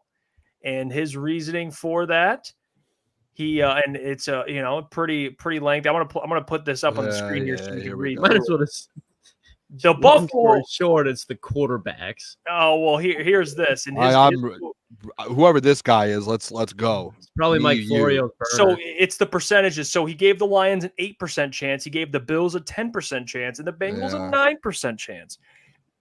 So here's his explanation.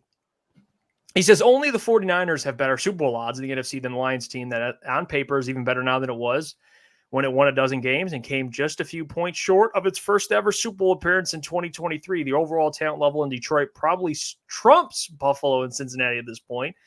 But the defense was often still a liability in 2023. It's still tougher to buy into Jared Goff than it is Allen or Burrow. And it's fair to still wonder if this franchise remains snake-bitten. The Lions snuck up on the league a bit last year. Will it be tough to maintain that and live up to the hype in 24? It's worth considering, but they absolutely should be in the mix. And who is this guy? Going to the Super Bowl is definitely on the table. That is Bleacher Report's Brad. Can we get a name? Gagnon? Brad Gagnon. Yeah, fitting. Dude's been living under a rock for the last offseason. Booner, you had mixed emotions about that. I don't have any gassing up the Bills a little bit.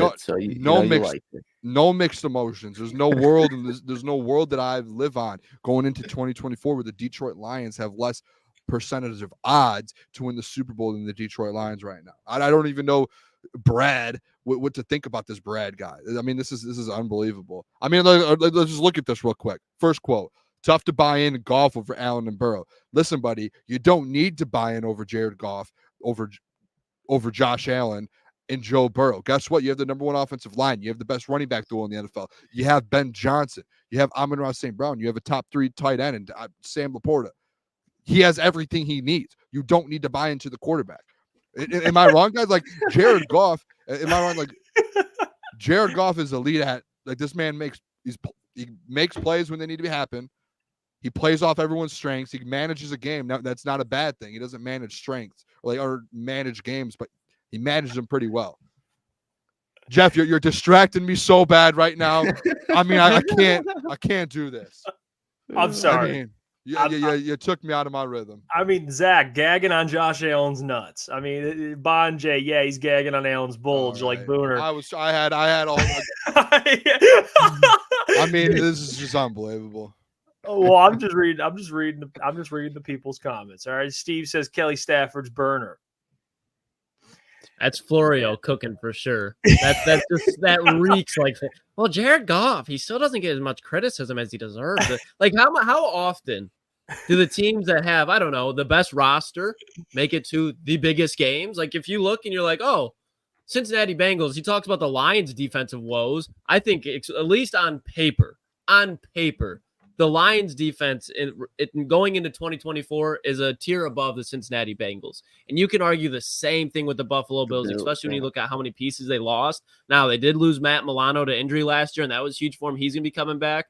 But, I mean, they lose Tre'Davious White. They lost Poyer and Micah Hyde. Like, that they had a lot of people leave last year or last offseason. So, for him just to think that, oh, the Lions, defensive struggles, Jared Goff. They can't make it there. They were up 17 in the NFC Championship game with that defense, with Jared Goff, who I think in big games proved he's a very good quarterback last year. And I think they already proved as far as can they live up to the pressure? The pressure was last year, in my opinion. Like they showed the NFL they were a legitimate team. If you're still sleeping on the Lions and wondering if they're a story or a legitimate team, then I just think you're being ignorant and you're really not paying attention to the NFL. Yeah, he had a little same old Lions tone to that. Yeah, that whole might be snake bitten. That was the word. That was a same old Lions type statement. That's all I kind of got from that. And the defense, obviously, they made vast improvements. They went out and addressed their needs defensively. And if you don't believe in Jared Goff at this point, you must have not watched last season. So I think most of that's just irrelevant.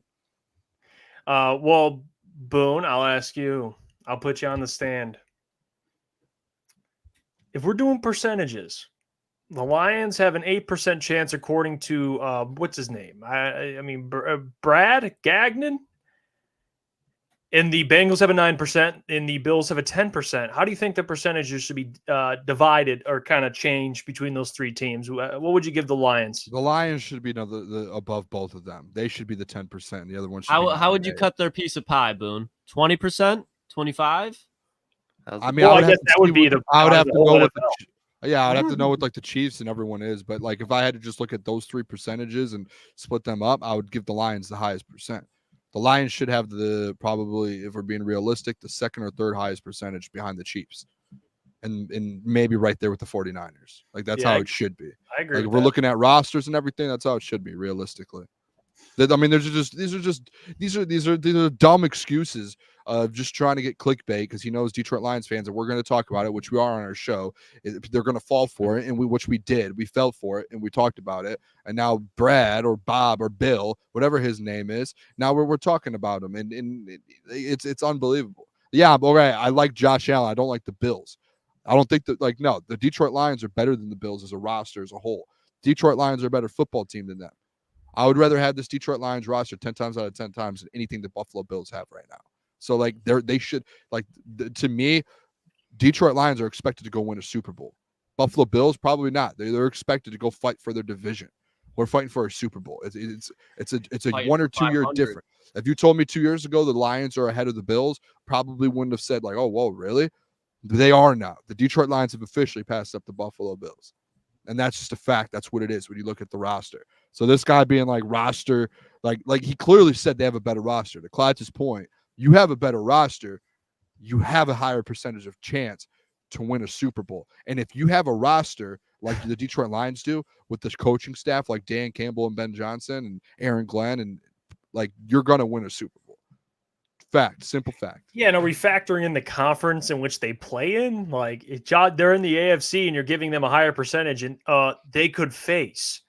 Like, and also before the NFC Championship game, and you have the Chiefs, like the Ravens. I mean, these teams could all go to war before they even get to the Super Bowl. The Lions, I mean, let's be real here.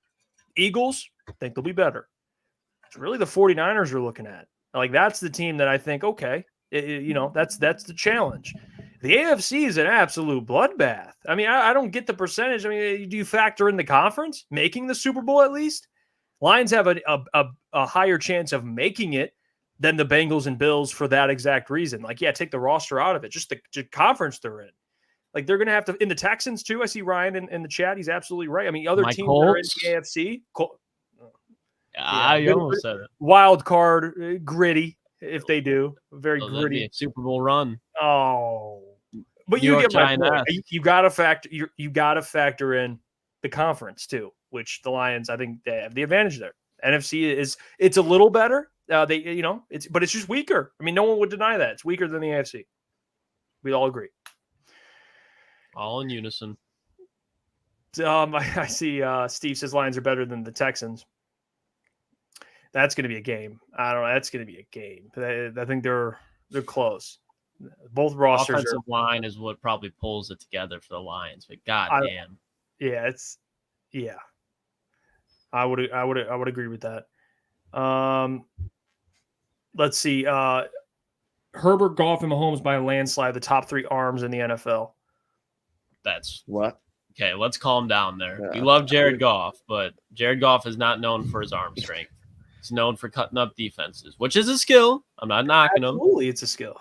Well, I mean, this one, the only category Josh Allen leads Goff in is in TDs and rushing. On paper, Goff is a better arm than Allen, yet blitzed more and sacked one less over 4 years. All right. I mean, I said it. Like, let's not get into this. You would rather have Jared Goff than Josh Allen. Josh Allen is one of the best quarterbacks in NFL history when it comes to talent and arm strength and on the ground. Like, let's take bias out of this. But Jared Goff knows how to win football games. He knows how to lead a football team. Like, we can be honest with each other and be right at the same time. Jared Goff knows how to win football games, and he's a great manager of a game. He's a great quarterback. He's a great winner. Like, he knows how to get the job done. Josh Allen hasn't figured that out yet. Josh Allen has all the talent in the world. Let's not act like Josh Allen has less talent than Jared Goff. But Jared Goff is a pure winner, and he knows how to get the job done in the NFL. You put the pieces around him, he gets the job done. Am I wrong? Anyone has anything to say about that? I honestly, Boone, I think you said it very well. I think Jared is, when you're ranking quarterbacks, this is what I hate, though. And it's the offseason. I mean, it's we get into these ranking QBs.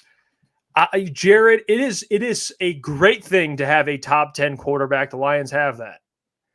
I think Josh Allen, despite the turnover issues, super talented. I mean, no one would deny. We all had a quarterback list, a couple weeks ago, 2 weeks ago? He was a top 3 quarterback amongst all of us. So at least we all agree.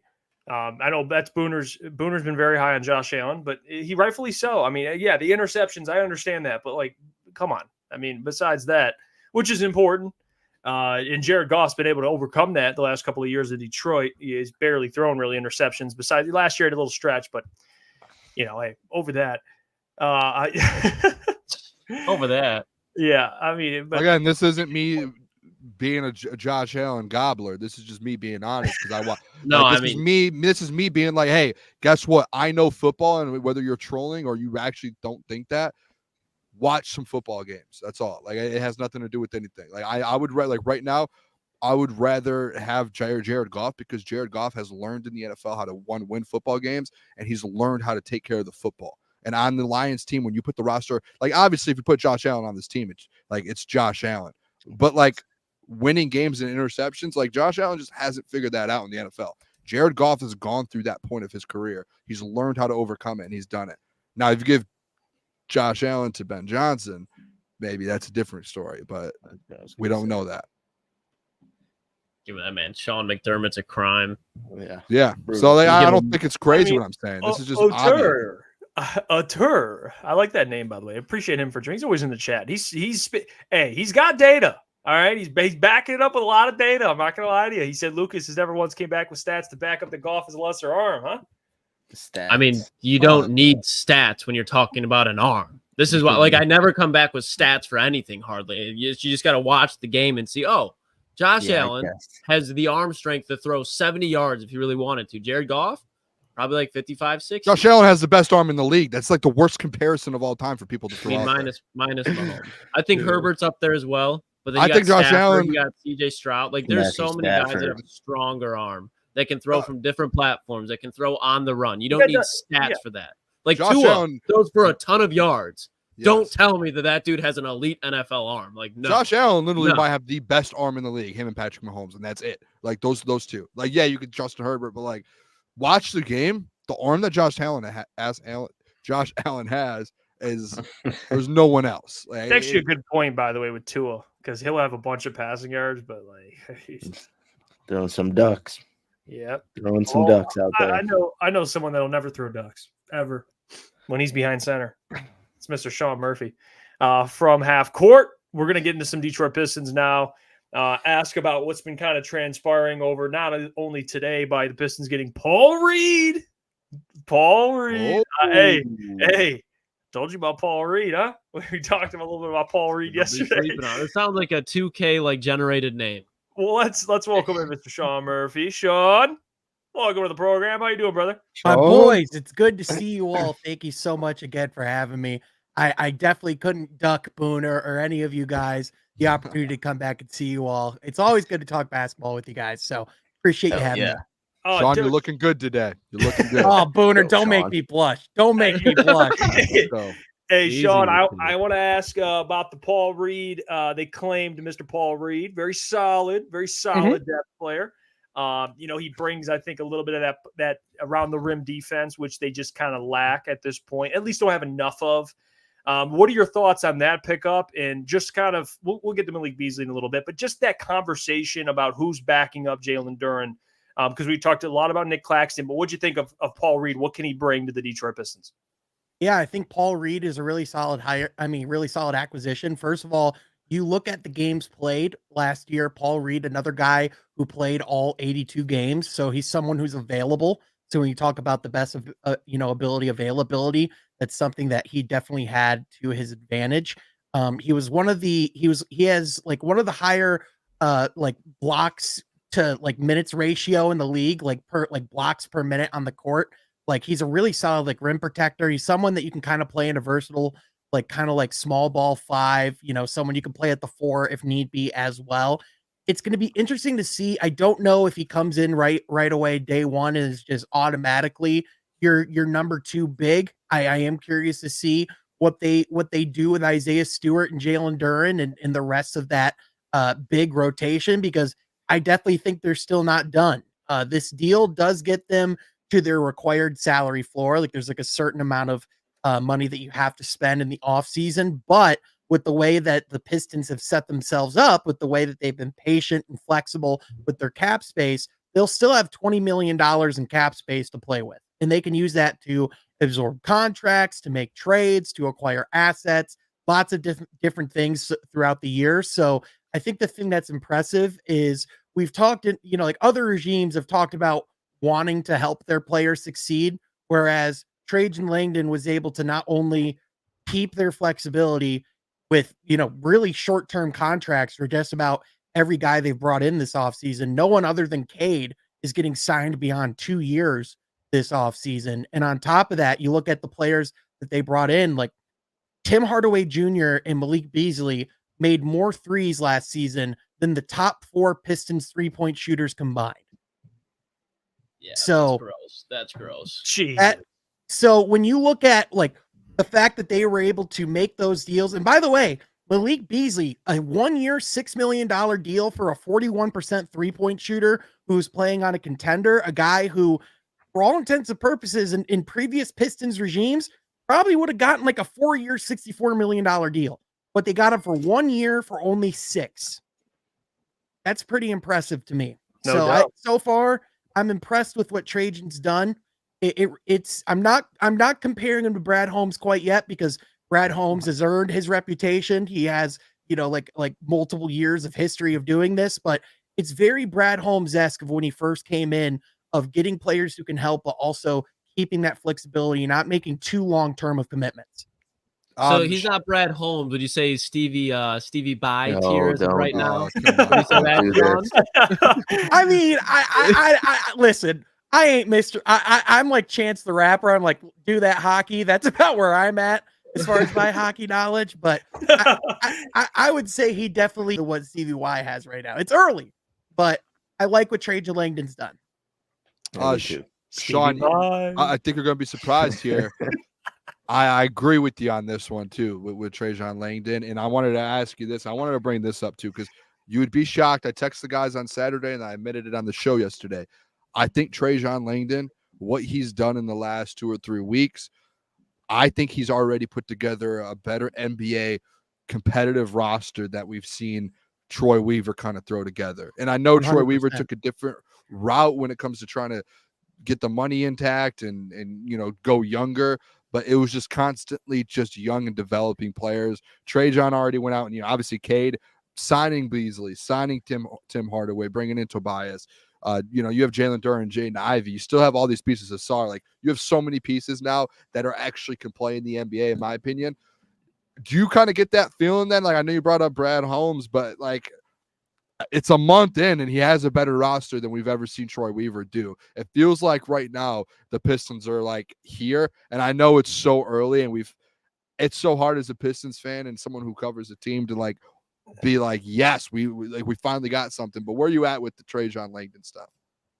Yeah, I mean, obviously it's still early, and with the way the last 2 seasons for the Pistons have gone, they still have to go out and prove it on the court and give the results on the court. But having said that, when you look at everything that Trajan Langdon's done in just a short time in Detroit, he was brought in on May 31st, and just what he's done in like just over a month's time, I think he has a really good grasp of a vision of how to build a roster, which is something that Troy Weaver, with all due respect, I just don't think was his strong suit.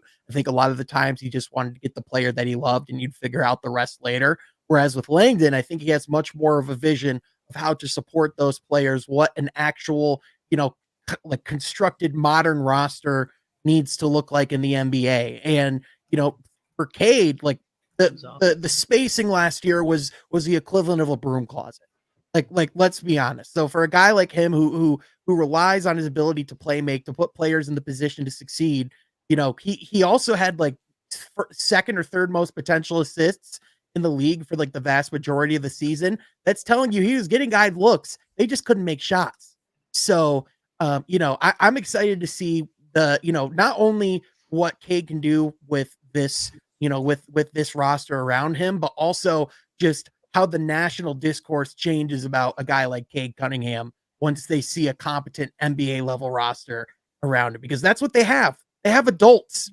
It's not all on Asar and Ron Holland and any rookie or second year player. They have adults who can step in and play right away and consistently. Yeah, and Sean, there's been reports coming out today, and I want to get your opinion on it. And then as far as if you would make the move, and then 2, if you think there's any chance that it happens, the fact that the reports are saying that the Pistons are willing to offer Jalen Duren, and obviously it would be more, for Brandon Ingram. So when you see these reports happening, I've seen them in numerous places. So do you think there's any legitimacy to it? And if so, would you be down for that trade? Or are you like, no way, not worth the money? I think that's definitely the type of prospect that you would have to give up in order to make that type of deal happen. I mean, I think Pistons fans would have to accept that it would either take, some combination of Jalen Duren / Jaden Ivey and Isaiah Stewart. And, even then you might still have to give up some other form of compensation. But I question if this is the time to make that move, just because the way that Trajan Langdon has moved, at least thus far, not really committing beyond a couple of years, beyond like your absolute pillar cornerstone. If you believe that Brandon Ingram could be that guy, if you really see that fit of those two together, because on paper, offensively, Brandon Ingram is the perfect type of, shot creator, but also, just wing to put alongside him. And, I think it'd be kind of similar to Indiana, where people might have questioned like how much they traded to go get Pascal Siakam or how much they gave him, in the open market this offseason. But when you are a small market team and you have that opportunity, I think, you don't really have the benefit of passing on them whenever you want. I definitely think with the relationship that's already there with Trajan Langdon, that's something that I definitely think they should still keep considering. But again, I don't necessarily think they're in a position where they have to rush to make that type of move right now. Again, I think they've given themselves flexibility and they've given themselves a pretty decent roster to see what they have in the young players that are in house. So I would be interested to at least see this current iteration with, maybe some couple more changes, on the court together this season. But I mean, listen, if you're talking about accelerating the overall timeline, I mean, Brandon Ingram is definitely not a bad guy to do that. Yeah, and Sean, obviously the roster kind of is what it is at this point. They might make a trade here in the future, but who does Sean want to see in the starting lineup this year, and who do you really expect to see? Yeah, so I think the interesting thing is going to be, is Jaden Ivey going to be starting from day one? I know that, the intent, I know Trajan wants to see if those two can play together. Are they going to start day one? Are they going to have Jaden Ivey play that backup point guard spot? I personally think that, Asar Thompson, his defensive ability is something that, is really high caliber. I would see him starting day one alongside Cade. If I were betting right now, I would probably say Jaden Ivey would be the starting shooting guard. I think Tobias would probably be your starting four, and then, probably Jalen Duren at the 5. But with the amount of veterans that they have in the locker room, they have options in that sense. So if they find that lineup is lacking the spacing that they need, it might make more sense, at least at the beginning of the season, to start Beasley at the 2 or Hardaway Jr. at the 2. So again, the nice thing about having those types of veterans is that it doesn't all land on the shoulders of guys like Asar and Jalen Duren to have to be the floor spacers and to have to make all their shots. Yeah, and Sean, my big thing with Brandon Ingram, and it's hard because when you win 14 games, it's hard to just say no to talent, but you got to watch, there's a difference between being desperate and just, trying to be smart, but also improve. Like, I get being desperate when you win 14 games. Like, it's very easy to do. But here's the thing with my I guess part of my fear with Brandon Ingram is not of the player Brandon Ingram, but what the dollar amount would be for Brandon Ingram. That's, a $50 million player. That's what he wants, at least. I mean, he's 26 years old. He wants to get paid, rightfully so. What do you think of that? At least if he comes to Detroit, he'd be your highest paid player, him and Cade.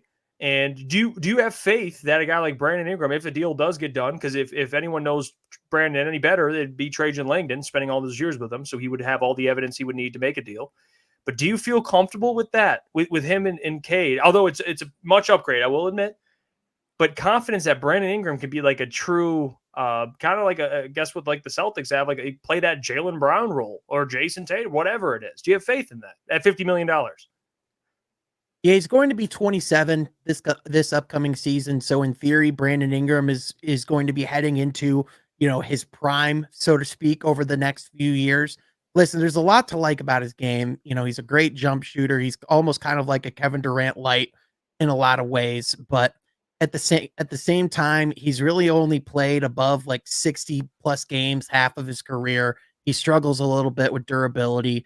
In addition, I really question if his timeline does mesh with the rest of the roster. Like, although I do think he's someone that you can bring in that, has a really high, high floor and, a little bit of a higher ceiling, perhaps. That the thing with Brandon Ingram has just been the awkward fit with Zion Williamson. It would be more natural alongside a Cade, but when you're already talking about, a guy who isn't the healthiest, who's at 27 plus, to me, it just feels like one of those potential deals where you could really cap string what your future moves with a Cade and the rest of that roster is. So I would be welcome to the experiment, but I also think it's important to realize the importance of their flexibility and really giving a chance to see what the ceiling is of this team with Cade in a proper roster around it, because that's still an answer we really haven't gotten yet.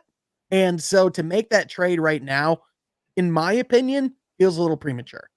Yeah, I would agree with that. Sean, I want to throw this out there too, because obviously we heard about it a couple of weeks ago, but it became official today. Cade Cunningham got the extension. I want to know, first of all, your thoughts on that kind of going forward. I know you said we really haven't seen him, and I think I'm on the same kind of aspect of that, to where we haven't really seen what Cade's kind of ceiling and potential is. I think we know and have an idea of what he can do. There are the questions, though. Could he be a number one and number two? Like, where are you at with that? And especially, obviously you have to give him a rookie max deal. Like I would have done the same thing. I think everyone would have. I think he has a very bright future and could be a number one or number two on this team in the future on a playoff team. Where you at with Cade in that contract? Yeah, I think when you look at the players in his class, it's hard to argue anyone more deserving in that class than Cade as far as getting that contract, especially when you look at kind of the circumstances that he was brought into and the things that he's had to overcome.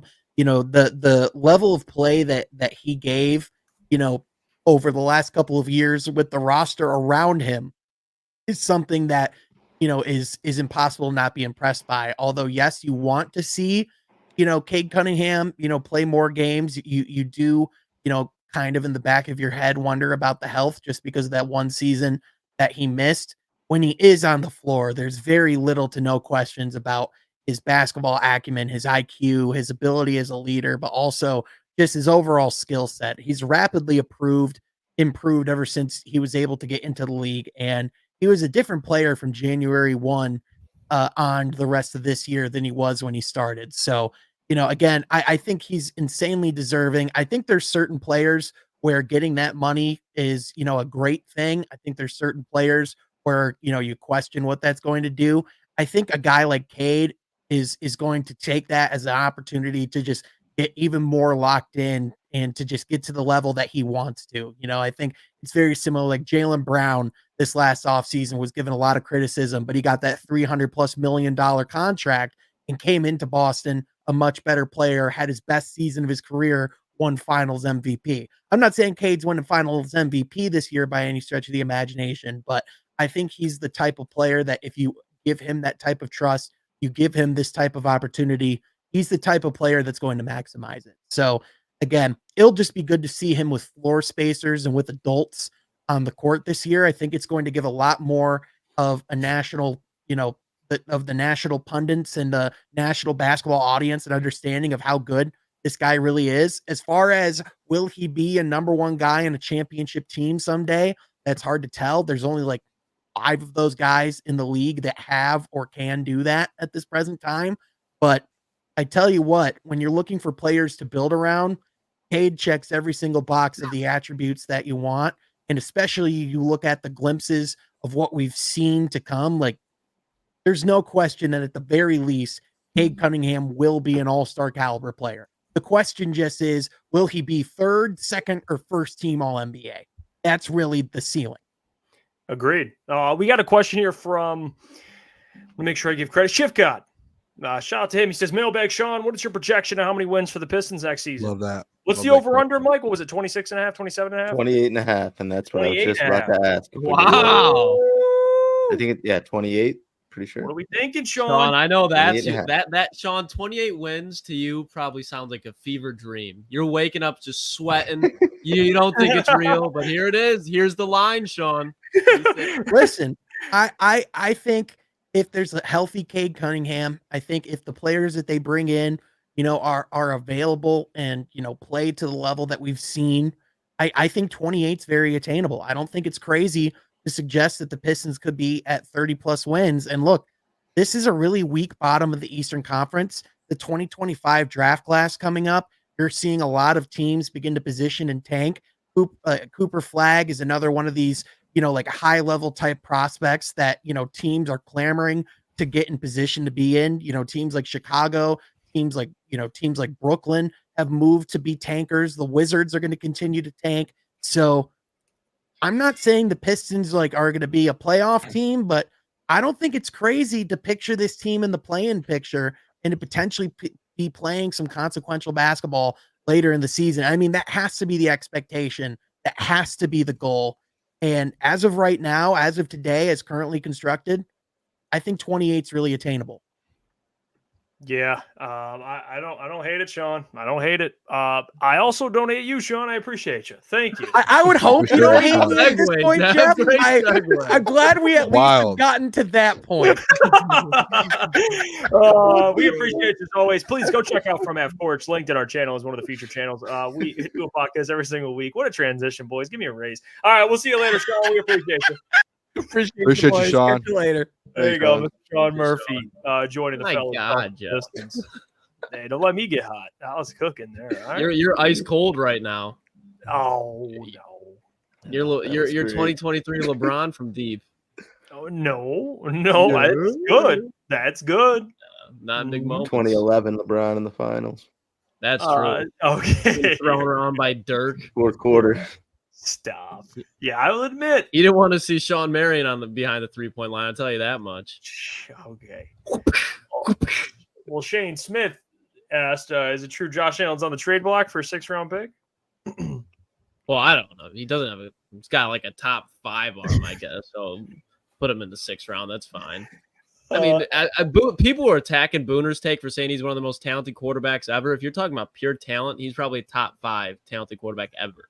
Just off pure talent. It's wild. Like what he's done on the ground, and then you look at his arm. Because there's someone out there that said that they would rather, Josh Allen would be worse on the Detroit Lions than Jared Goff. That's mind-boggling. But, I mean, we're just talking like if we just know football, we just are like not like I don't even care if I like Josh Allen. It's just realistic. Welcome to the real world. That's what this show is about. Thanks, Well, bro. MJ says, "Mailbag, are you guys traveling to a Lions game this year?" Welcome to the real world.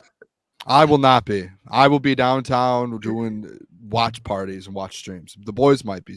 Yeah, I think I got to make it to a couple. I got to get the atmosphere at some of these away games, especially like Chicago. I would love to travel to like Indy for one. I think that'd be a good What about time. Jerry's house? Jerry's World. Oh, you don't want to let me in Jerry's World. You don't want that. They don't You want don't us- want that. Have Lukas barking in there?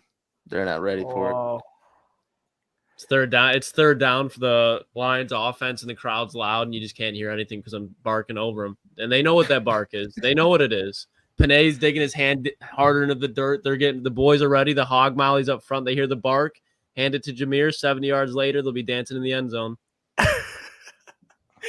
Jesus. It's fair. Xavier D says, "Mailbag, you guys ever consider renting a house together and turning this into a reality series?"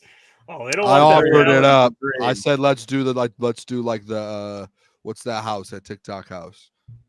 Yeah, we're not going to do that. That's No, a- I'm not like that. But like, house. all right, you're not. no, but a Lucas content Nuno. like a content house, Boone. No, but I'm not gonna do that. No, yeah, that was what I was kind of getting at. He didn't like that. I think the Allen stuff, Boone didn't like that at all. He's not looking at him. He got him. You good, Boone? He's at like Good. he's at like a 7 right now.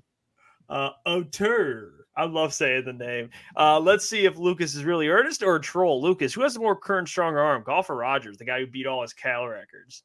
Yeah, Lucas. What say you? If we're still going off arm, it's Aaron Rodgers. Because here's the thing: those stats, they're gonna get them different ways. Aaron Rodgers is if you were to say 2 years ago, people said him and Patrick Mahomes had the best pure arms and what we've seen in the recent NFL history.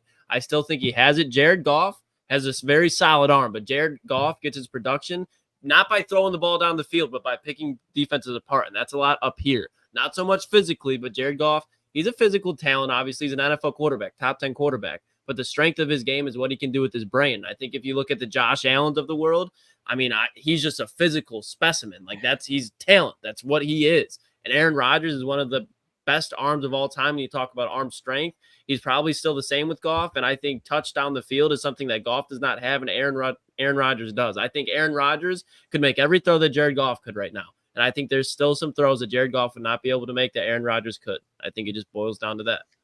Yeah, I mean, what I hate this combo. It's just like you're walking into a trap because like people are going to be upset. Landmines everywhere. Yeah, you're tiptoeing. But Sharks in the water. I mean, I am curious though. I mean, a Tur, he's been making the point for Jared Goff. You know, with his arm, underrated. Where would you rank Jared Goff in the NFL with his arm talent? Like, it seems like at this point, he should be like number one. And from what at least I've been reading, I mean, he's got stats to back it up. Him, I guess, 2 behind Mahomes. Stats are great. Like 20-yard completions are great. Like every quarterback can throw 20 yards that plays in the NFL. Every quarterback can play in the NFL and throws 30 yards, 40 yards, 50 yards. When you're talking about down the field in tight windows, there's just quarterbacks that separate themselves. And Josh Allen and Aaron Rodgers are 2 of those guys. It's fair. Fair enough. Like Josh Allen got down the field in 29 seconds against the Kansas City Chiefs in the AFC Championship game, but he left 13 seconds on the clock, and that was off of his arm rolling out of the pocket. Turn on some highlights and see like the throws. We're not talking about yards or stats. Like 1,000 more yards complete downfield than Allen. 1,000 more yards, but go look at how like Jared Goff. Yeah, he had a ton of yards last year. I'm a Jared Goff guy. Like he's throwing short passes. Amon-Ra literally was the leader or the second in yards after catch in the NFL. Like he makes plays. Sam Laporta makes plays. Like these guys are playmakers. Like let's look at air yards. Why don't we look at air yards? Is there an Even air if yard? it is air yard, like that's where like Tua's got Tyreek Hill. He's got Jalen Waddle. He's got Mike McDaniel scheming up plays. There are going to be guys wide open down the field. And that happens very frequently for that offense. You're going to tell me that Tua, Brock Purdy, those guys, Jared Goff, have the best arms in the world, the best arm talent in the world. As Chad, it's not that they're short passes. He throws 20, 30-yard passes. Like he's got an arm. Jared Goff has an arm. We're talking about like Josh Allen will sling that thing 70 yards down to an end zone. Like we're not talking about like a nice 30-yard shot. We're talking about like a 70, 80-yard bomb. Who has a stronger arm? We're not talking about who can just sling the ball around the field. We're talking about strong. Yeah, have you ever seen that again, emoji? does that tell the whole strong story? emoji. We're talking about that. Yeah. I see Zach says Goff is elite when it comes to efficiency and ball placement. Doesn't mean he has the strongest arm. Yeah, exactly, Zach. Like he's elite at it, and he's really good at it. Like when Josh Allen is yucking the ball 70 yards down the field, what's Jared Goff doing? He's hitting Amon-Ra St. Brown on a 15-yard over route, and he's picking up a first down. That's why people like the way that Jared Goff plays compared to Josh Allen. I completely I'm see so why. confused at what this tour guy is talking about. So confused. You Josh got Allen the has data. all He's got one the more data. attempt. The data has nothing to do with how strong the arm is. Like 20 yards on the field, Boone. let's go out there, line them both up. Let's Stats. line them both up in each end zone and see who throws the ball farther. It's Josh Allen. I can appreciate him. He's making a he's Jeff, Fighting for his life. He's fighting for his life. gas on the fire, dude. He's And he's like, dude, the only data he's bringing is he has one more attempt over 4 years. What does that have to do with anything with he's the strong bringing the arm? juice. That has nothing to do with the argument. That has nothing to do with that. Bon J Mailbag. What position group do you think Netflix comes out with after this year? I would love to see like a safeties or a linebackers ones. Like just some insane. Like they got to mic up some defensive guys. Like defensive guys, especially like defensive backs, safeties specifically, are just fucking maniacs, man. Like that's content. That's content. I feel like they'll do RB next. Just keep it all offense and then eventually switch to the defensive side. Why of the don't we ball. do fullback? Like, why don't we? Hey, I want to follow around. Let's follow around Kabinda. You know, why not? Kabinda's not even on the roster. Not gonna be much following. Hey, you know what? He's a free agent. Bring him back. Bring him back. No, honestly, I think a defensive player would be great. Corner would be great. I would love corner. That would be great. Let's see. Anakin says, "Give us some CBs or edges." CBs would be dope too. Man, long snapper. Ryan says with Boone. I get it. All right, we'll what a I'm show. so confused on this Sator guy right now. Like, I'm so confused. He said you said Goff throws it less than 50 yards more than Allen. What does that's like doesn't even make sense. Well, he's saying Allen throws the ball down the field more than Goff. and he No, has I'm just saying if you line them up at the goal line, one yeah, and one, like who just throws the let them ball throw it. farther? We're not talking about anything with data in a game or anything. We're talking about who can throw the ball farther. Josh Allen has a stronger arm. There's like literally no debate with that. There's not a conversation. Yeah, You can't bring a stat Oh, for that. he's bringing the data. We'll Oh, get out this of It's just I'm kidding. I'm joking. All right. But we do appreciate all of you, even you, Love you Atur, guys. for bringing the Shout yeah, out to Tour, man. Yeah, I love the it. I energy. absolutely love the back and forth, and this is why sports are great. We appreciate you guys. Appreciate Jeremy. We appreciate Sean. We appreciate all of you for tuning in. We just hit 8.16 thousand. So we're on our way to 10,000. That's the goal. But until tomorrow, Peace. stay blessed out there. Love you guys. See you guys. Deuces.